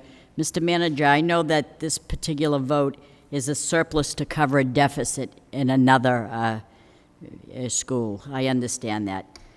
But I'm just asking, if we were not creating the stabilization fund, which would probably be in the next vote or whatever, would this money be able to go back into the general fund at all, or not? No, this is... It wouldn't be. That's correct. So It it would can not only be. be used on a capital project? That's correct. So it's not free cash or extra money like that? That's correct. Okay, fine, we've established that. Are we establishing a stabilization fund or a general purpose stabilization fund, or is this both one and the same? Okay, we already have a general purpose stabilization fund, but there's very little money in it, so we're not creating one. We are creating one for the purposes of funding school construction, and the reason is that money was borrowed for school construction specifically. Okay, then down the road, there's another arm of money, another bag of money, let's say, so to speak. I don't know, like to say that term, but there's another vote with revenue from a garage or whatever. What's this about? Is there something about a garage? Wait a minute. That's in a subsequent... Subsequent that's vote, subsequent- not yeah, in this... No, not in this one. The garage vote. Correct. So how does this tie into this? Is this money, which is the next vote down the road? It's a $188,000 city general purpose stabilization fund. It's about the different garage projects. Is that something completely different? It is not about a garage project specifically. It's about several accounts, each with small amounts. These are construction projects that have occurred long ago. Okay. That they're done, the projects are completed, and there's a little extra money left in them. So help me understand how you're going to establish this fund. Are you going to do away with the general purpose stabilization? No. You're not. The statute allows us to have numerous stabilization funds. So this would be, this particular, are we still on? We haven't done 9 no, yet. but No, but I want the overall Right. picture. We're still of in the old Butler School. Okay. I want the overall picture of what we're doing Right. here. Nine. And then I you think won't hear everyone- from I me think at- everyone understands number 9. Number 10, we're setting up a new stabilization fund so that next spring, when we Right. come in with the capital budget, it's conceivable that we'd be able to draw on this this money calling. to deal with any capital items that we have in schools. Right. And that would allow us then to not have to go out and borrow more money for those. But we'd be able to draw off the stabilization fund. Likewise, the number 11, we already have a stabilization fund here in the city, albeit very small, and it's one of the criticisms that we receive on a regular basis by our bond rating agencies. And really, it ends up costing us money in additional interest costs for all of our borrowings. But this is a sort of taking that $188,000 that's from various capital costs Right. or capital items, putting it into the stabilization fund that we can then draw upon in the future for other capital needs, thereby avoiding us having to borrow money for that. All right, that kind of summed it up. Thank you. Counsel Kazanjian and Counsel Martin. Thank you, Mayor. Not to confuse anyone, this is going to be on the old Butler School, this question. $813,000 was the deficit for plan and design planning for the Butler School, is that correct? That's correct. Okay, so we're going to be taking that from the Pawtucket School, the surplus from there, and take care of this deficit. Correct. Okay. Do we have any plans with the Butler School? What's? Not at this time. It is something that we're looking at on several different fronts. I've asked the staff to come up with some different ideas for that, for future development purposes, as well as for future or potential municipal purposes. There is some thought that there may be a need for a new fire station in that area, and allow us to close a couple of the other fire stations. That's one option. We also have some interested parties that may be, might like to do some private development in that area. It also abuts some other a large parcel of land that's privately owned that may be able in the future to be worked in a way that there could be a master plan developed for that particular area. Okay, okay. Also, on that stabilization fund for the capital improvements, I think that's a good idea. Do you have any plans, was it $300,000 that's going to be put in that stabilization fund? The 308 from for school projects Right. specific, and 188 for general purpose Okay. capital. Any plans right away to what's? Not right away. Nothing? It would be something that would come through we're still in the midst of implementing the capital budget that was approved last spring. There's some correspondence in here tonight, some communication regarding some of the school projects we did. We also, of course, did the Collie Lights. We've talked about that. Right, Those school, are all right. part of this year's capital plan. Next, we'll start working on the year 2 of our capital plan next year, and some of this money would be able to be put towards those purposes. So you don't have a priority list right now? Not at this time. Okay, will you let us know when that? Oh, that comes? absolutely, Okay. and it would have to come to you and be transferred. Okay. It requires a transfer out Okay. to be All used. right, great, okay, thank you. Counsel Martin. Thank you, Mr. Mayor. I was going to suggest by way of example, on number 10, that fund, if we had that, something like the Riley School boiler. That's correct. Would have been eligible. Right. Right, and number 11, something like the Collie Stadium lights would have been appropriate, right? So those are the types of projects that these monies would be available for. That's correct. Okay, thank you. Counsel Milonazo. Is it appropriate to talk about item 11, or should I wait Why till? don't we wait till we get Everybody there? else has. I mean, everybody else has. I mean, I'd be happy to wait. I believe we have a resident, Ms. O'Connor, wants to address the council. You on the Butler School, what? Which one? You have 5 minutes or less. Thank you, Mr. Mayor. Which You had me one is he confused for talking just a minute. What was that, Armin? Which one is he talking about? Yeah, well, I've got to clarify that myself for you. Okay. All right, first of all, I registered to speak on all 3 of the next 3 items, so I'm going to do it all at one time. A lot of questions have already been answered that I had, and so that my counselors actually did a good job this time and answered the question that I wanted to. All right? Now, just quickly, it's always been my understanding, Mr. Manager, that before we can enter into any contract with anybody, that the money has to be appropriated, and that, and that funds have to be available. So I'm kind of curious of how we got into a deficit into the old Butler School without having the money already. The money must have already been appropriated somewhere in order to pay them for design.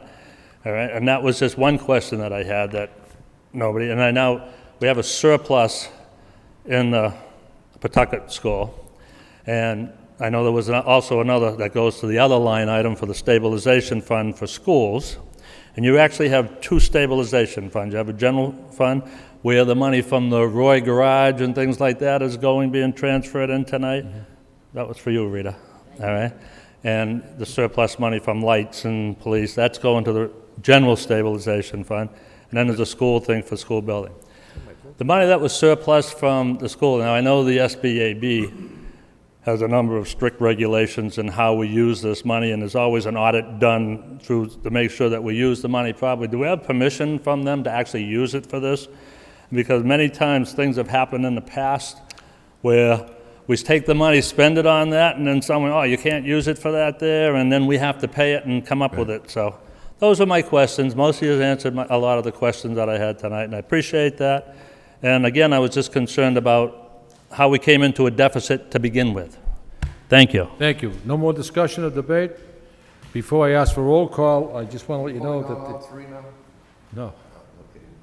The old Butler School has been deemed unsafe by the Lowell Fire Department. Roll call. Counselor Elliott? Yes. Counselor Kazandrian? Yes. Counselor Lenzi? Yes. Counselor Martin? Yes. Counselor Arman Mercia? Yes. Counselor Rita Mercia? Yes. Counselor Milonazo? Yes. Counselor Broderick? Yes. Mayor Caulfield? Yes. 9 yeas. Article 10. Can we take 10 And the of city them council together? vote, order to create a stabilization fund for the school building improvements and to further order an appropriation of the following funds ordered by the city council of the city of Lowell as follows, that a stabilization fund for school building improvements is hereby created, and further, that the amount of $308,204.67 be appropriated for the stabilization fund from the following transfers: from year-end balance from 2000 and 2008, as well as various accounts in which there has been no activity and which are more fully described in attachment A.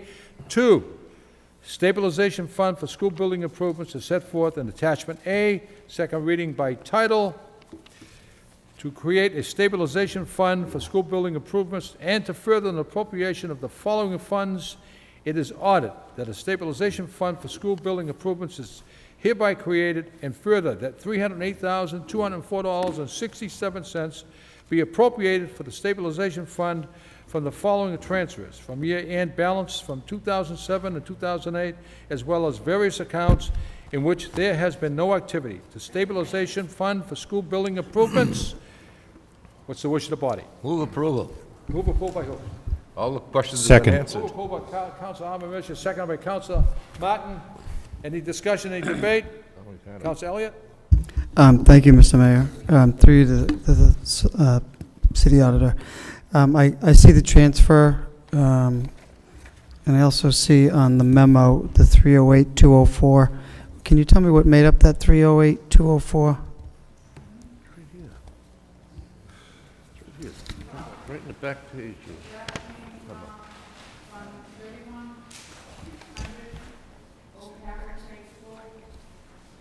Was completed in 2002. 4050 is the old high school heating program. It was closed in 2006. High school renovations, project finished in 2003. Pine completed in 2006, and the balance of the Pawtucket 2006. So they were all school capital projects. All capital projects that funds, again, these are funds that are just surplus funds. Correct.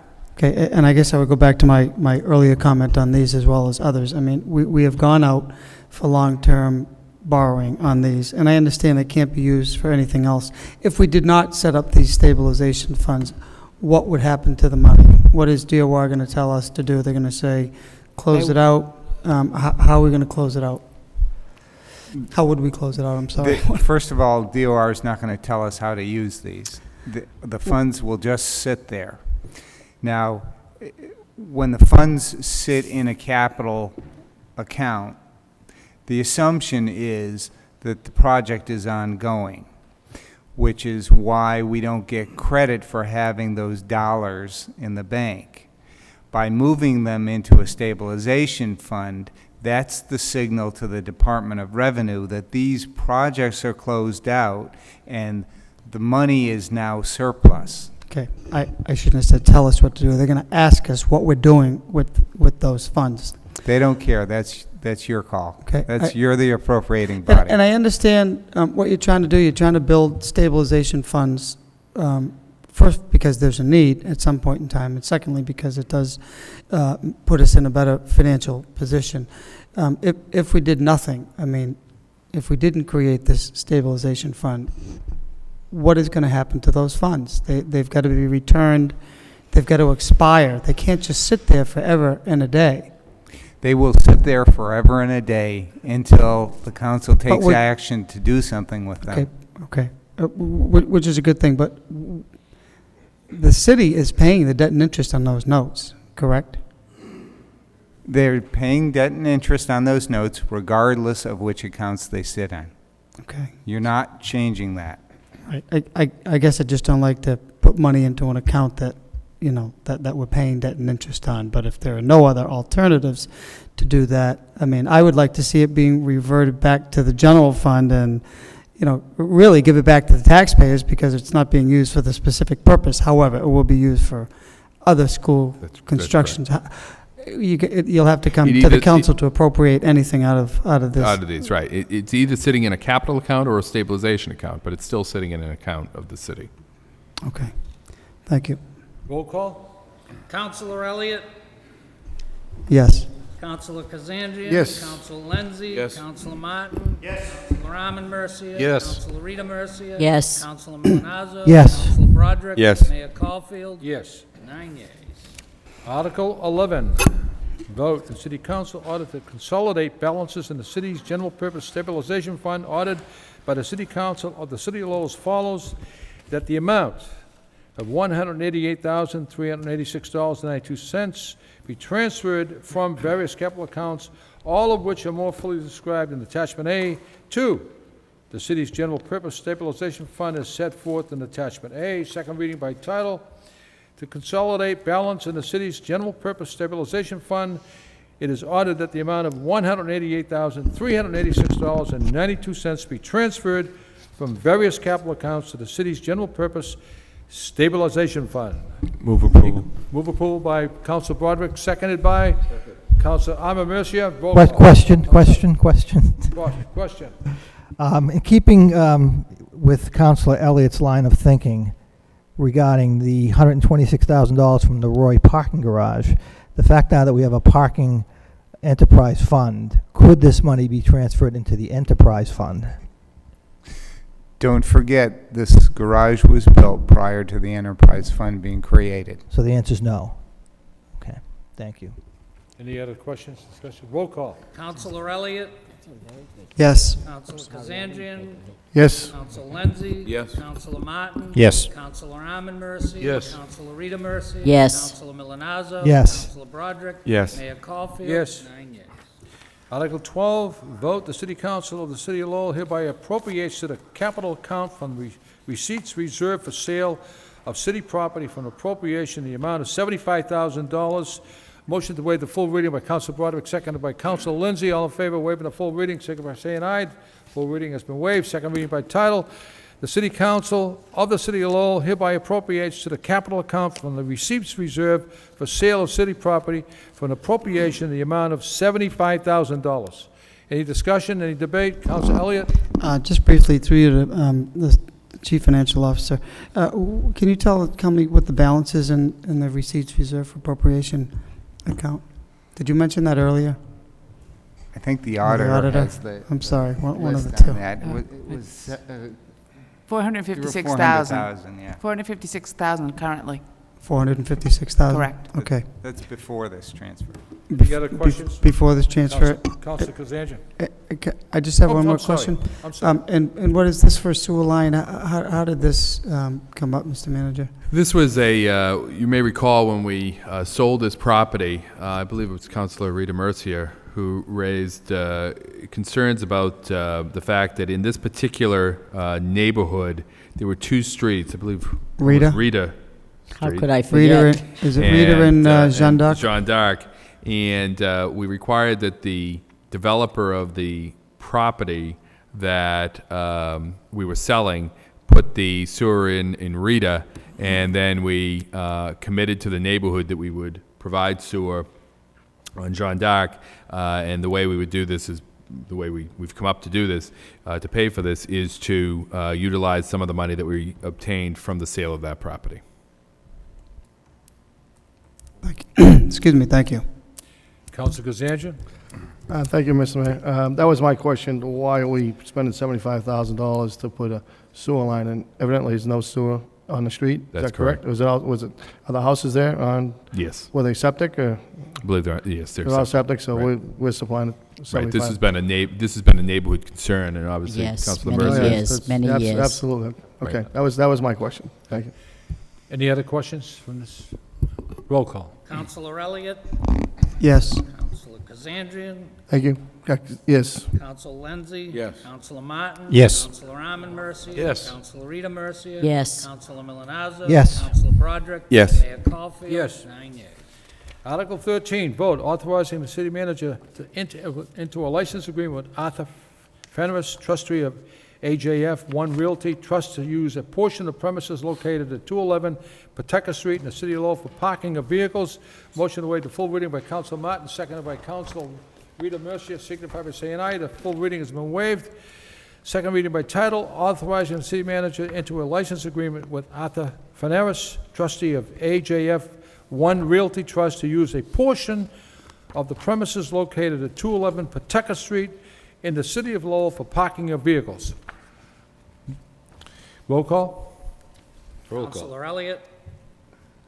Yes. Councilor Kazandrian. Yes. Councilor Lenzi. Yes. Councilor Martin. Yes. Councilor Arman Mercia. Yes. Councilor Rita Mercia. Yes. Councilor Milonazo. Yes. Councilor Broderick. Yes. Mayor Caulfield. Yes. 9 yeas. Mayor Edward Caulfield, members of the City Council, regarding Planning Board reappointment. Dear Mayor Caulfield, members of the City Council, pursuant to the authority specified under Massachusetts General Laws, Chapter 41, Section 81A, it is with pleasure that I am reappointing Mr. Thomas Lonergan, 88 Raven Road, Lowell, Mass., to a new 5-year term to the Planning Board, expiration date of September 1st, 2013.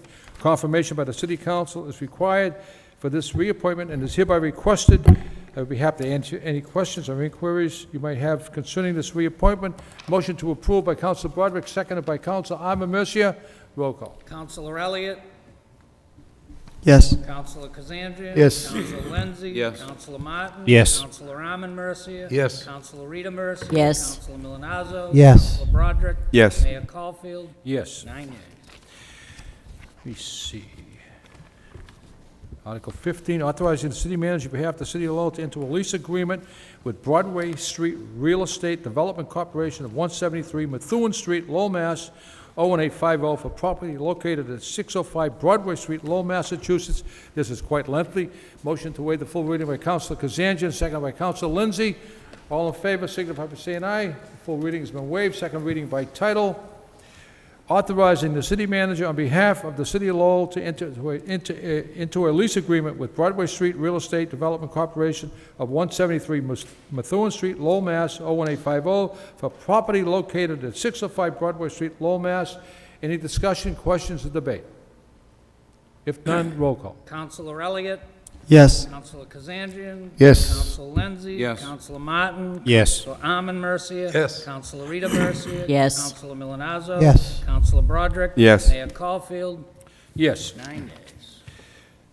Number 16, authorizing the filing of special legislation which authorizes the city of Lowell to provide a funeral and burial expense benefit to all permanent employees of the cities whose death occurs in the line of duty. Whereas public safety personnel, police and firefighters are entitled, in the event of a death in the line of duty, to funeral and burial expenses up to $15,000 as approved by the City Council of Lowell. And whereas the City of Lowell is desirous of providing a funeral and burial expense benefit to all permanent employees of the city whose death occurs in the line of duty, and whereas it is necessary for the City of Lowell to obtain a special act of the General Court in order to provide a funeral and burial expense benefit to its employees other than those employees of the police and fire departments as specified Massachusetts General Laws, Chapter 41, 100G and a fourth, and whereas a majority vote of the Lowell City Council is required for the filing of this petition, now therefore be it voted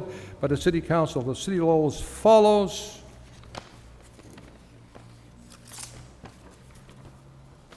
Section 1, notwithstanding the provisions of any general or special law to the contrary, the City of Lowell, by majority vote of its City Council, shall pay the reasonable expense not exceed $15,000 of the funeral and burial of any City of Lowell employee who is killed or sustains injuries which result in his or her death while acting in the performance of his or her office of employment.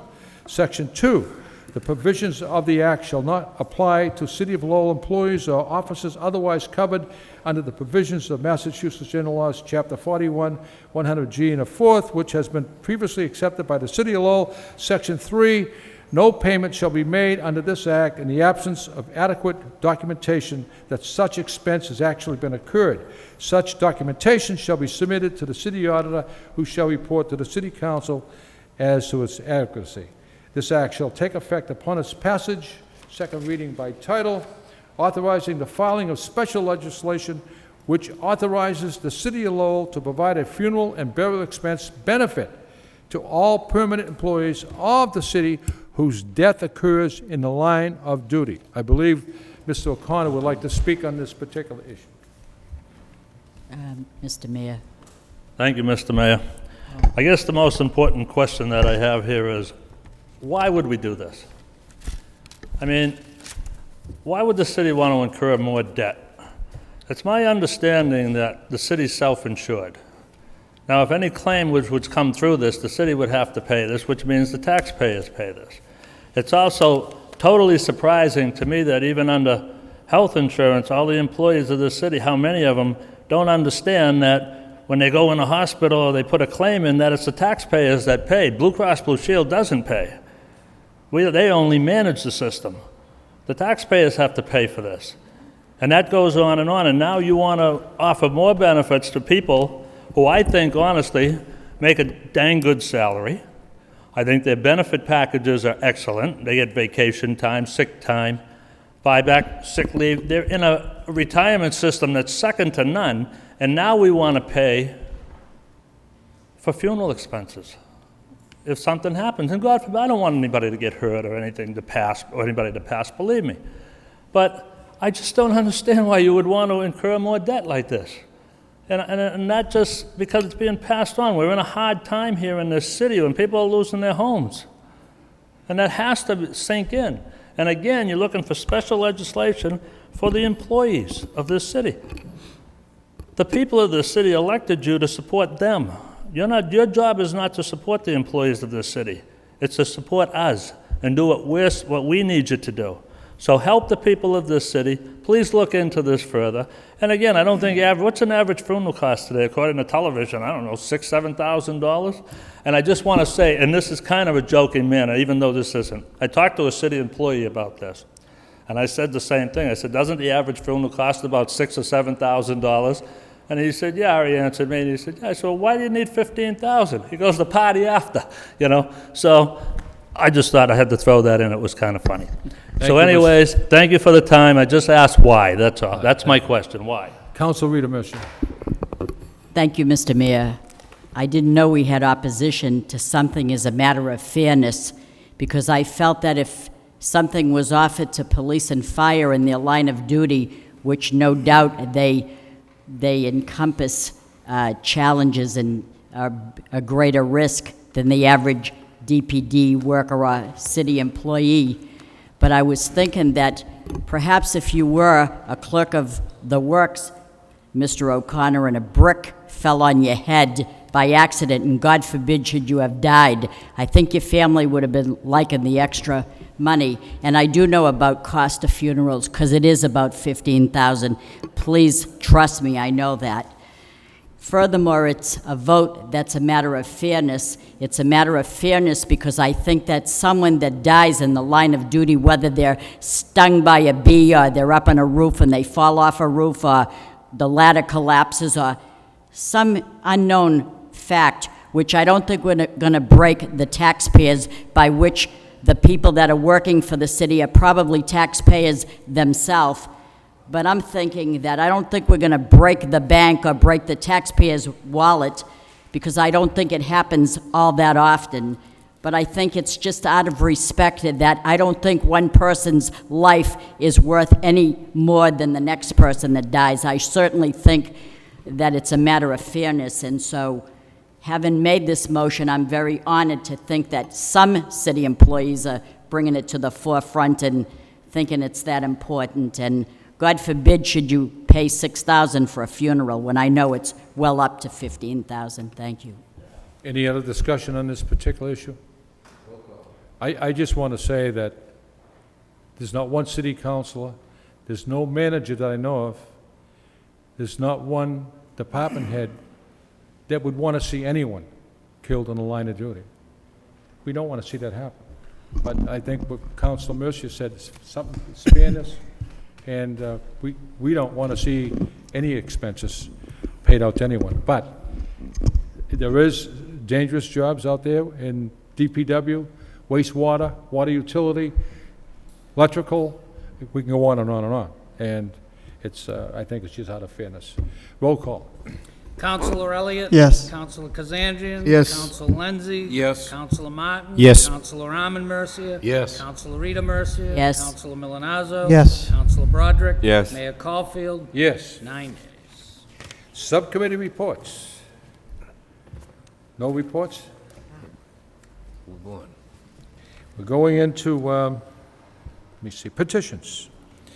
Department of Public Works, Division of Streets and Highways, and Superintendent of Wires, Verizon New England Incorporated, formerly known as New England Telephone and Telegraph Company. Rita Street, place approximately 80 feet of underground conduit, location approximately as shown on plan attached. Refer that to the, accept the communication and adopt the accompanying orders by Councilor Lindsay, second by Councilor Martin.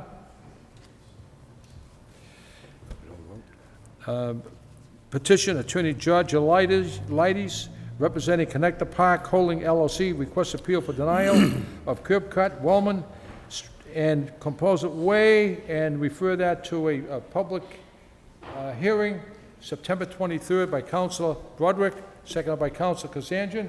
All in favor? Can Yes. I have a question on that? Yes. Is, Mr. Manager, is there a substantive dispute here, do you know, or is this a procedural issue where Mr. McCarthy had no discretion? I think this involves the Lowe's project, right? Mr. McCarthy? As I understood it, the issue is it's greater what the ordinance allows for regular street cut driveway opening, so it has to come to the council. Right. Similar to the Morey School. So you had no discretion to approve this, this is the way it has to go? Right. Yeah. Okay, thank you. It's So this 30, would be it's referred to 32 a- feet, isn't it? Yes? Mr. Mayor, I think that once it becomes 32 feet or greater, it becomes the domain of the council, and that's why it's going to be before us. That's correct. This will be permitted a public hearing September 23rd. All in favor, sending this to a public hearing, signify by saying aye. Any opposed? It's on its way. We see. Now, number 19, conduit location, Verizon requests 40 feet of conduit on West 3rd Street. Refer that to a public hearing September 23rd by Councilor Martin, seconded by Councilor Lindsay. All in favor, sending this to a public hearing September 23rd. Indicate by saying aye. Any opposed? It's on its way. We have two claims, property damage, referred to the Law Department by Councilor Ahmed Mercier, seconded by Councilor Elliott.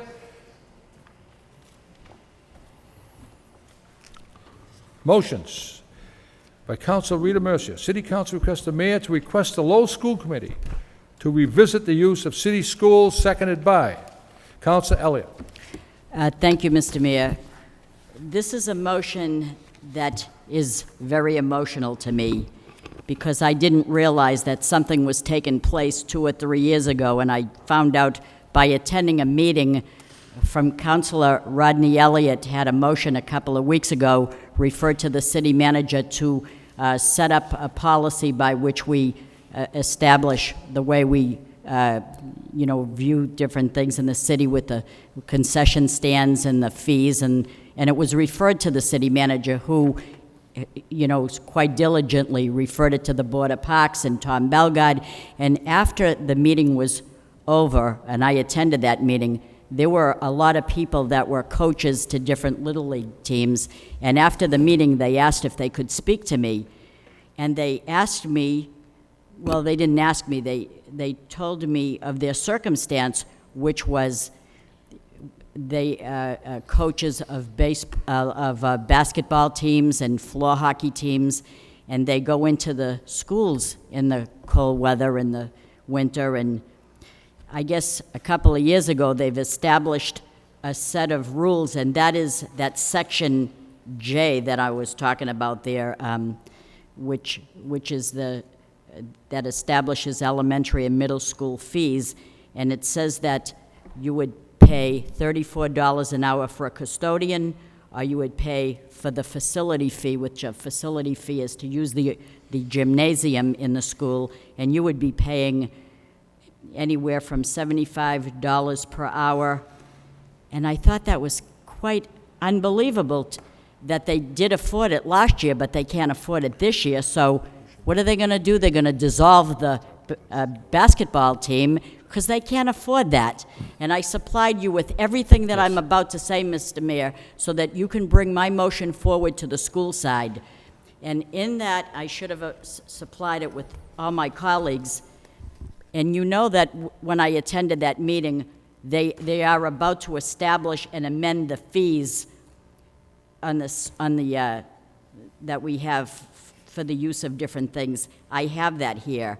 The amended existing fee schedule for the resident youth fee, zero, nada, zilch, nothing. The proposed new fee for the city parks, zero, nothing. We're not going to charge our children to play baseball or softball or t-ball in the parks in the summer. We're not going to charge them. They're using the land. We're not charging them. We're going to charge adults. We're going to charge non-residents. The proposed fee is going to go up, but in the school department, we have to pay for not only a custodian, but for a facility fee. I don't understand it. What is the reason for it? The reason for it is because the high rising cost of natural gas. Well, what, they don't heat the building unless the children play in the gymnasium? Or they only heat the building when the kids are there? You're going to heat the building anyway. Why are we going to pay a fee? So 17 days times 4 hours for a custodian, $2,312. 17 days times 4 hours for $50. I'm only going 50. So it's 75, but I'm saying 50 because some places it's 50. For a facility fee to use the gymnasium, $3,400. Combined total, $5,412. But if you want it on weekends, hold on to your seatbelts because the fee can go as high as custodial, $4,896. Facility fee, $7,200. What is the message we have here with our children? Mr. Manager, we want to keep the children away from gangs, keep them out of drugs, keep them busy, keep them occupied, but yet we're not going to let them in the school system because we're going to shut the door at 3 o'clock. Oh, but wait a minute, maybe we can open the doors if they can pay $7,000 to $12,000. We don't have people to go into the schools to entertain or teach or give crafts to our children because we don't have the money to afford this on our budget.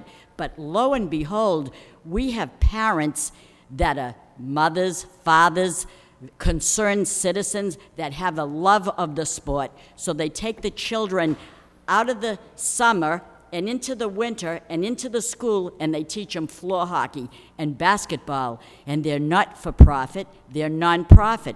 They charge each child probably $50, which includes a uniform, which includes a dinner at the end of the annual dinner that they have, a pizza party or something after the whole event is over after the season, and then they probably give out trophies. So what money are they making that they have to, pay all these fees?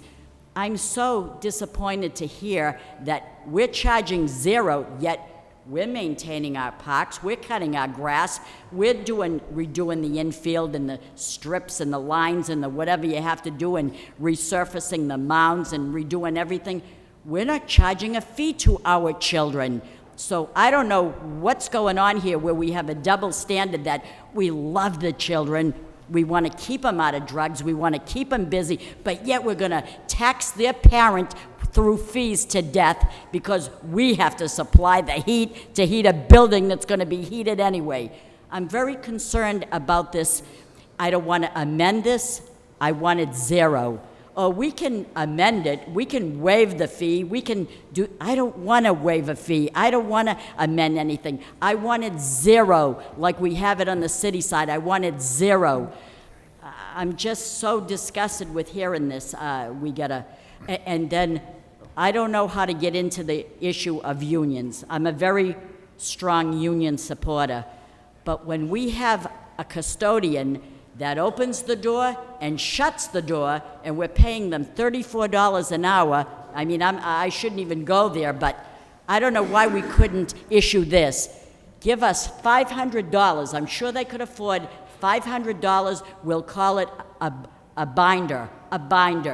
If for some reason during the course of the 17 times you play there that we have to have a custodian clean up the place after you, then we're going to lose that binder. And I guarantee you're not going to lose a binder, because that coach is not going to allow those children to make a mess or vandalize or do anything. That's what I say. I'm sure there's staggered shifts. I'm sure there's janitors that work in the day, janitors that work at night. How hard is it to open a door and close a door for the sake of keeping our kids safe in a school instead of in a park in the dark with the drugs and the gangs? You know, let's do something about it. I'm very passionate about this, Mr. Mayor. Please deliver my message, and if you want me to speak there, I will, because the fee should be like the city side, zero. No binder, no waiver, no waiver, no, zero for our children to get off the street. I will bring your motion forward with as much passion that you have. What was that? Verbatim, word Verbatim. for word. And, I know Council Elliott was involved with the coaching in the basketball league. My grandson Nicholas These are played in that taxpayers. basketball league. These are taxpayers, Mr. Right, Mayor, and, taxpayers right. that paid for the 14 schools. And it But was the I'm happiest sorry. time of my life. My wife watching Nicholas go out there to sink a basket, and Council Elliott coached with many other people. These youngsters enjoyed that immensely, immensely. Thursday and Friday night was go to the basketball game. And I know Ray LaFortune and many other people who donate their time, and I will take that Thank you. that motion forward. You have all the And I will information. also call these youth instructors to be here to speak on that motion with the Thank school you. department. Thank you. Council Elliott? I love your passion, Reed. I completely agree on this issue, as well as, when we're talking about the parks. These nonprofit organizations, we're running, we're really providing a service to, to the city on a shoestring, asking little to nothing from the city, although, I will say Tom Bellegarde provides incredible support to the parks.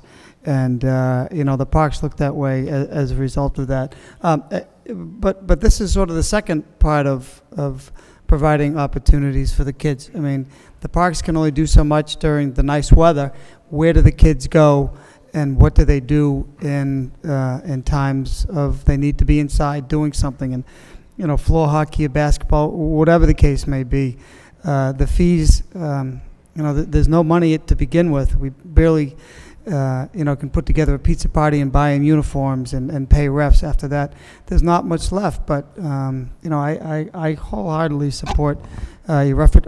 I'm sure there are costs on the city side, on the school side as well, but, we suck it up on this side, and we have to give opportunities for these children. And like you said, Mayor, parents aren't getting paid. It's all volunteer, and it's hours and hours and hours. Anything that we can do to support them, I think we should. So, Councilor Kazandjian? Thank you, Mayor. I also agree with Councilor Reed Mercier. It's the janitors are already there, the heat's already on, so why should they be paying any type of money? I mean, so I agree with her. I think she did a great job on it, and if they want to put X amount of dollars up front, for some reason the organization doesn't take care of the facility, then they can use that money to do it. So I'm behind 100%. Any other questions? In closing, the schools belong to the people of this city, the taxpayer. All in favor of the motion signify by saying aye. Any opposed? The motion carries. Moving on with the agenda. Motion by Councilor Milonazo. City Council requests the city manager to update the council on the resurfacing of the Davidson Street parking lot, seconded by Councilor Rita Mercer. Thank you, Mr. Mayor. Mr. Manager, since Middlesex Community College reopened, and we all love having the community college downtown, it's getting very difficult to park in both the Lower Locks garage and the John Street garage since the David Street lot has been taken offline. So if you can just update the council as to when you anticipate that Davidson lot being back up and operational, that'd be terrific. Thanks. Okay. Any discussion or any questions pertaining to the motion? If not, all in favor of the motion signify by saying aye. Any opposed? The motion carries. Motion by Councilor Broderick. City Council requests the city manager to report on the traffic issues relative to the closing of the University Avenue Bridge, seconded by Councilor Elliott. Thank you, Mr. Mayor. I think we've all been getting calls and bumping into people that it's becoming an issue, or it is an issue. And my understanding is that you've recently made some changes, or in the progress of making some changes. And if you could maybe give people an update as to what the plan is over there and how we're going to try and make it a little bit better, because it is an issue, as Councilor Elliott was mentioning earlier. Councilor, given the significance of this issue, I'd like to make a few comments tonight and then make a more full report to the council at the next meeting. This project, as you know, began at the end of August, and we expected it should be completed by the end of November. It would have been our desire, as I said at the time, to have this work done over the summer months, but given reliance upon information that we needed from the state and some work that the engineers had to do, the bidding was put off to a point that we had to do the construction at this particular point in time.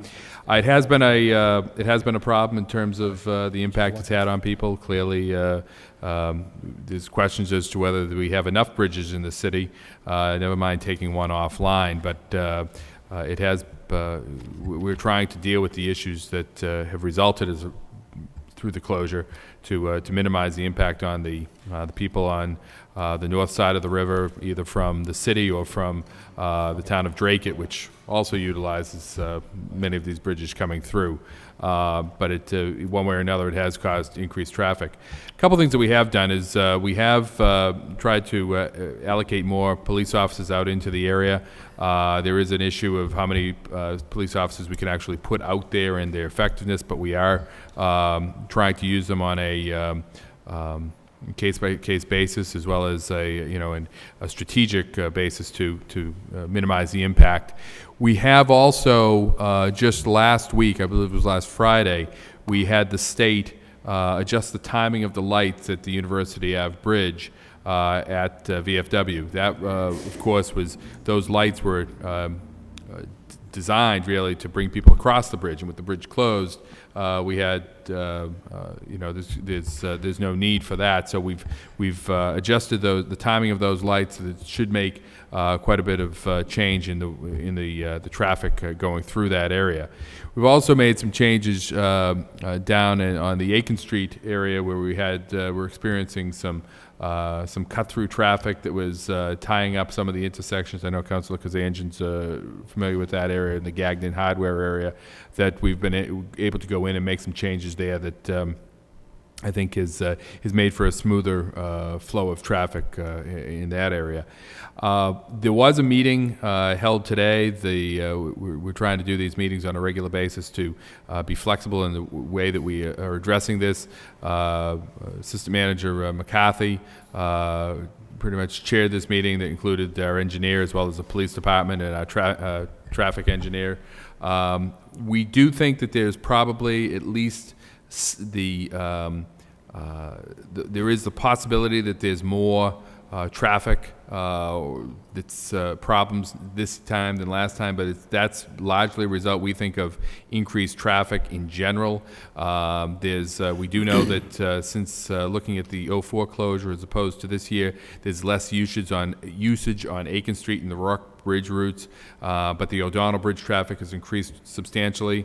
Fact is contributing to the traffic that we've identified as the Lowell High School dismissal. It used to be at 1:50 in the afternoon, now it's at 2:30. That just puts a greater amount of traffic out at those particular hours. And this contributes quite a bit to the O'Donnell Bridge, the Stocklosa School. We have buses and more cars going across than we had before. Another observation that the working group has come up with is that the additional lane of traffic gained after completion of the O'Donnell Bridge repairs that was not available during the last University Ave Bridge has had no positive impact on the traffic flow. That's just an observation that doesn't seem to be helping us at all where we thought it might.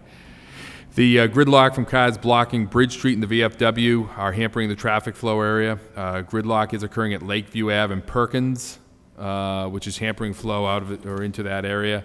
And traffic flow is not fully utilizing both lanes of the Aiken Street Bridge during the PM commute. Those are the observations and the points of discussion that the working group has had. We are moving on a number of areas, though, to try to address these issues to minimize the impact. First off is that we are going to put an additional police officer at Lakeview and Aiken from 7 a.m. to 9 a.m. to expedite traffic through that area. We're also putting an additional traffic post out at Perkins Street and Aiken from 2:30 to 6 to pull traffic onto the bridge. That is to say that gets quite a bit of traffic, particularly as the high school lets out. We're installing additional signs on Aiken Street and the Bridge Street to increase motorist awareness of the two lanes so that they will make a better use of those bridges now. We are putting police details out to Bridge Street and VFW with cameras to photograph and later issue citations to motorists violating blocking these intersections. I think this will also facilitate pedestrian traffic across that intersection, and that will eliminate some of the gridlock that we have taking place. So I think that's a point of frustration, people trying to get through there and coming into that gridlock. Won't necessarily move some of those people faster, but at least they'll be doing it in a more controlled way. DPD is going to continue to review options, as I said we're doing, including single direction bridge traffic. Some bridges outgoing, some bridges incoming. That's something that has ramifications for the future as well as right now, but at least we are looking at that carefully. We are meeting with the contractor to determine the cost, and Councilor Elliott raised this question to me earlier on before tonight's meeting in conversation as to whether the possibility of adding a second shift to get the bridge work done faster. That wouldn't necessarily solve the problem that we have, but it would minimize the time. I do anticipate that would have a very significant cost. We are exploring it, though, with our engineers and with the contractor. I'd have to guess that it would probably cost the city some $200,000 to $300,000 to move that work faster. That's just a ballpark figure, but we'll have to take a look at that. Obviously, we can review that and review it on an hourly basis with the contractor. Then the other thing that we've done is we're taking advantage of the opportunity to work with some of our other law enforcement agencies, asking the state police to do some aerial monitoring of the traffic patterns in the high traffic areas so that we can evaluate that to see what where the traffic is and whether there may be some ways to move it along a little bit faster. We know it's an inconvenience for people. As we've said from the outset, we realize that, but it's also necessary for us to get this work done and get it done as quickly as possible. We did have certainly the possibility, or one of the things we looked at earlier on, was actually having the bridge work done over a longer period of time, but keeping one single lane of traffic open. That really wasn't possible. It also, we think that would have just had similar consequences, but would have taken a lot longer for people to get the work done, to have to put up with this. So we appreciate people's patience. We continue to work on this and try to find solutions, and hopefully we'll be able to make improvements as we go along. Mr. McCarthy's here if people have other questions that. Thank you. I'm good.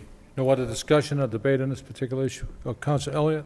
Thank you. I did speak to the manager briefly today, just to, I guess I'm one of the frustrated ones, and not only I receive calls and emails, but I live it every day, so I understand their frustration, Mr. Manager, and I do appreciate the fact you're trying to come up with some solutions to ease and you mentioned to ease the gridlock that is taking place, and I think unless you experience it, you can't fully understand the impact of the closure on the bridge, and we all anticipate it, and I know you're putting measures in place. I have to say, I don't know, you're putting in additional detail on Aiken Ave. That's a good thing, because some days it's just not being utilized, and people will find the path of least resistance, but I guess I can't emphasize enough, and I know there's no easy solution to this. On a daily basis, people are very, very frustrated. Just a couple of questions, Mr. Manager. Why Broadway Street, and this is regarding the schools and the school buses, Broadway Street, one of the bridges, and rightfully so, has a 4-ton limit. That means school buses cannot cross that. If you go down, that's Broadway, and same thing on Pawtucket. School buses, that's contributing at least 45 minutes to getting the kids home. Who owns those bridges? Is it the city? Is it NL? Those are owned by NL. They are owned by NL. Those barriers seem to have been up for quite some time. Do we know, what can we do with NL to have them Well, fix again, them? it's another area that, a challenge that we have here in the city, dealing with the fact that, the canals and many of the bridges over the canals are owned by NL, a private entity. They are required, they have certain requirements in terms of keeping some, having the bridges in place, but not necessarily any legal obligation to have them be a certain weight requirements. We're continuing to work on that to try to move them along. Mr. McCarthy's been meeting with them on a regular basis to try to get them to move on making those repairs. We have some serious issues over on Pawtucket at the Northern Canal with the deterioration that's taken place there, trying to work with the university on that. But again, on Broadway and some of the other locations, it has been an issue with getting those school buses over, as well as the LRTA buses, that do have an impact on traffic. And it's a sizable, it is a sizable cost for NL. Long term, I think what we'd like to see happen is them make those repairs and then turn those bridges over to the city so that we can ensure that they're maintained into the future. Okay, and secondly, is this the bridge project, is that being done by the state? Is that a state project, or is it? That's our project. It's our project being used, we're using Chapter 90 funds? Primarily Chapter 90. I think there was 200,000. And I know hindsight's 20/20, but why was it selected to be done at this particular point in time? I mean, the bridge, the the actual construction project, I mean, was it the timing of it? Couldn't have been done sooner or later, not in the middle of, with the students coming back? It couldn't have been done UMass? sooner because, as I said, as I've said at other meetings and tonight, we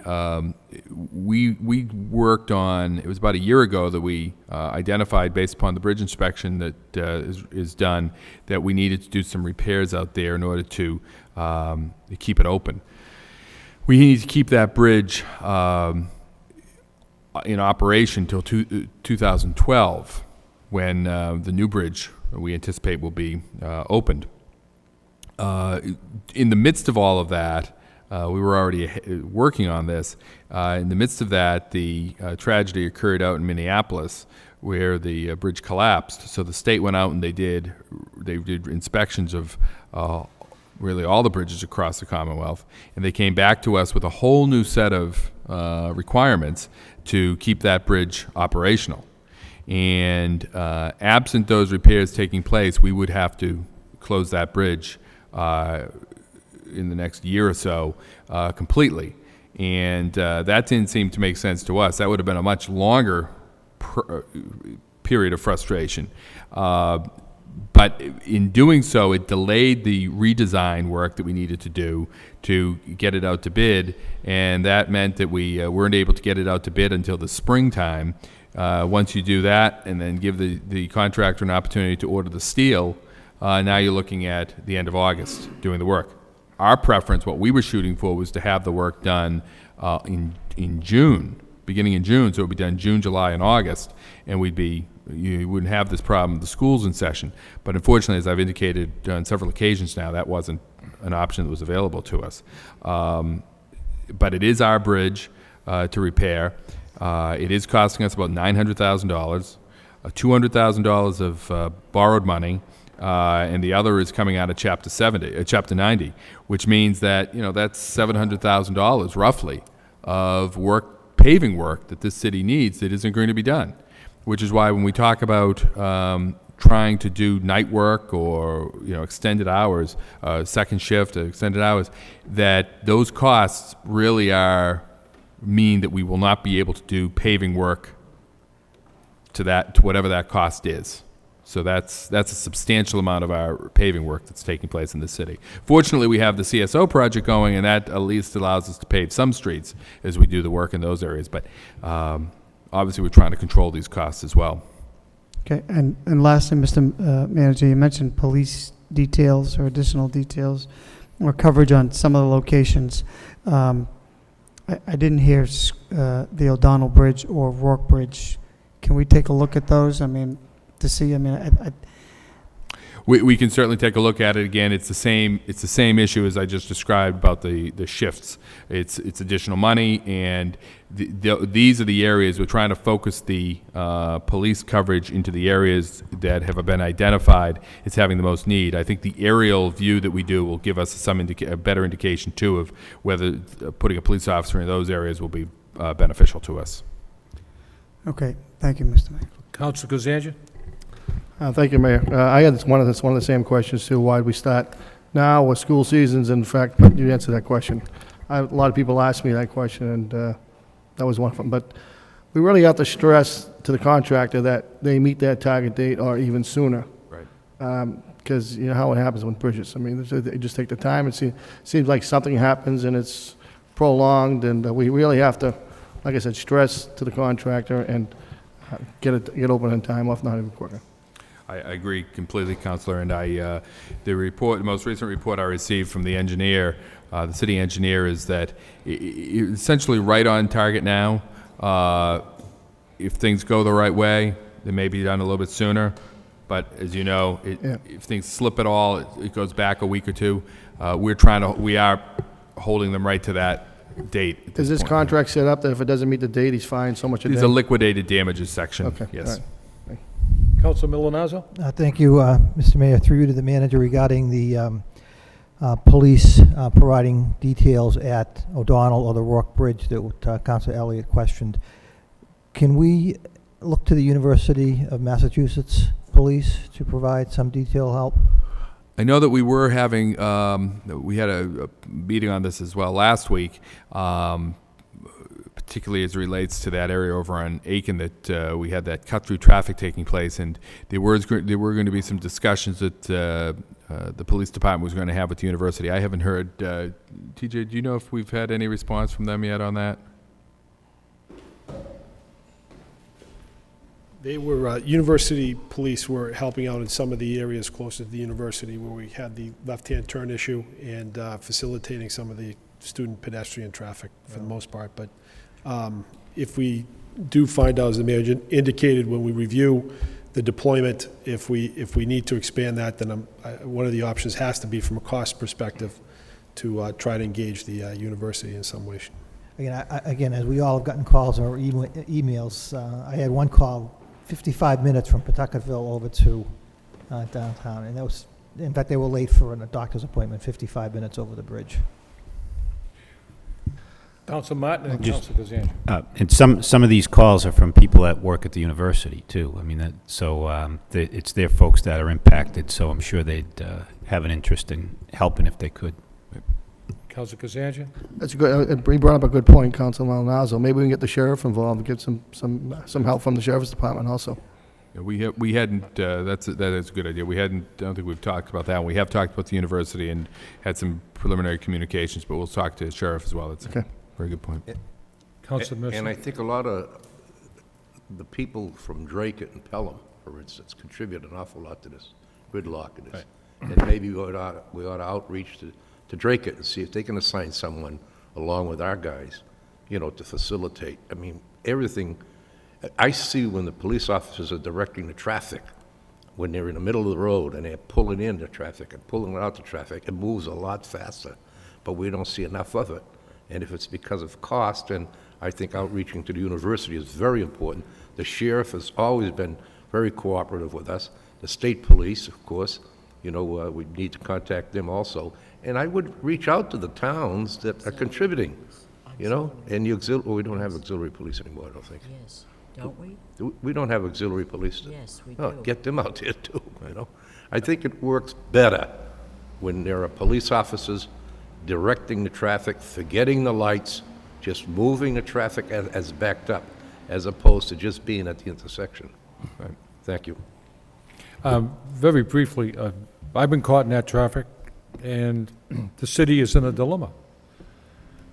Mass Highways has fixed the bridge within a certain amount of time, or they'll exercise their powers to shut the bridge down. Now, we either sacrifice 3 months, or you're going to sacrifice 3 years. And I think we made the right decision, because if we shut that bridge down for 2 or 3 years, we'd be in a real predicament. And we have to repair the bridge, and when people call the mayor's office, we explain that to them fully, and they seem to understand. We just have to, get through it in 3 months, and hopefully that's the last time we'll have to repair that bridge. So all in favor of the motion, signify by saying aye. Any opposed? Motion carries. Next motion. By the way, I'm getting reports. I don't know how I'm getting them, but the Red Sox in the top of the ninth. It's 4-3 Red Sox. So, They're not Council texting Broderick's out. motion. Do you have a text thing up there, Mr. I don't. I'm getting information from it's parachuting down. Motion as by Council Broderick. City Council requests the city manager to report to the Public Safety Subcommittee relative to the break-ins in the Highlands section, seconded by Councilor Elliott. On the motion. Thank you, Mr. Mayor. Excuse me, I suggested to go to the Public Safety Subcommittee, and whatever ideas we might have, I've gotten a number of calls and just people that I've seen that are concerned. I know there was an arrest made, I think, a week ago Sunday, but these are daytime break-ins, and then there are some phone calls being made to homes, some of the elderly that are home during the day, answer hang-ups, that type of thing. People are concerned. It's happening along Camel Drive by the schools, which is really, shows some guts. I don't understand it, but if we could reach out to the neighborhood group, maybe get a meeting together, but also, give, maybe the chief can come up with some ideas in terms of how to do some, get the public involved, do some neighborhood watch, so to speak, because, they're pulling up, going into these houses and walking out with full boxes of TVs and stereos and things. So I think that people have to be aware and also know that, the police are on it and they're working diligently, and it will come to an end. But there's quite a few elderly that I've heard from that are concerned about it because it's happening during the day. Right. And more, it's one thing to come home and have a break-in, but it's another thing for someone to be home. Councilor, this is an excellent motion, and I would like to add to the motion a friendly suggestion that the Public Safety Subcommittee convene a meeting and invite District Attorney Gerald Leone or his representative. We all read the paper, but the man arrested 6 times in 1 year, and $5,000 bail, and he was out again the next day. The bail was never revoked. The Lowell Sun editorialized that issue today, and the courts, the police are doing their job, and I have to say the courts aren't doing theirs. How can you let a man out constantly without revoking the bail? And the break-ins, we all know, we all realize it's drug-related. And so that's something I want to present to the Public Safety Subcommittee, invite the district attorney here or his representative and say, we want a little bit of a change in the way they operate. So I wish this Public Safety Subcommittee could do that when they meet on this issue. I'll amend the motion to include that. Invite someone from the DA's office. Thank you. Seconded by Councilor Lindsay. Thank you very much, because it's absolutely ridiculous that some of these criminals are back out in the street before the police cruiser pulls into the police station. All in favor of Council Broderick's motion and the motion that I brought forward, signify by saying aye. Any opposed? Those motions carry. The next motion, Council Broderick. City Council requests the Neighborhood Subcommittee review the parking issues on Charles Street and investigate the possibility of 15-30-minute parking. Seconded by Councilor Elliott. Thank you, Mr. Mayor. This is there's an ongoing problem back there in Back Central. I think we may have a motion sent to the Neighborhood Subcommittee that we haven't gotten to in terms of along Back Central. This is around the corner of Charles Street, and it's kind of spilling over. People, you know, there's a lot of small businesses there that have apartments upstairs. It's very difficult. So, you know, everyone knows the area. And apparently what the complaints are is that people are parking on Charles Street, leaving their car there for the day, and it's creating problems for the other people that have business that, you know, if I put that, you know, 15, someone suggested 15, but I don't know if it should be 15 or 30. If we could get maybe the traffic engineer to give us an opinion and maybe have a neighborhood meeting, so that subcommittee meeting, and maybe some of these people can come down and give more specifics so we can try and address it as best we can. It's a difficult situation. Any discussion on the motion? If not, all in favor of the motion, signify by saying aye. Any opposed? The motion carries. The last motion of the evening, by Mayor Caulfield. If you have no problems, I'll do it from the podium. City Council requests the manager have the law department prepare the necessary votes to place handicap parking signs at 652 Broadway Street. Seconded by Council Rita Mercier. The motion speaks for itself. And before we adjourn, yes, Councilor Kazanjian. I just want to change the date on that neighborhood subcommittee for 1769 Middlesex Street. It's going to be Monday, the 22nd, instead of Tuesday, the 23rd. At 6:30 in the evening? 6:30 p.m., yes. Thank you. And we can also do the Charles Street if you want at the same time. Okay. Okay. We had a marathon meeting. It's a lot to discuss, and I want to thank you for your patience and your... Yes, Councilor Broderick. Just a reminder, tomorrow night is the Auditor Clerk Oversight Subcommittee to finish, hopefully, the review process. Okay. 5 o'clock. Everyone's aware of that? Councilor Molinaro? And we're going to have an Economic Development Subcommittee next Monday on the 15th at 4:30, excuse me, 4:30. Okay. Thank you very much. Motion to adjourn by Councilor Lindsay, seconded by Councilor Broderick. Thank you.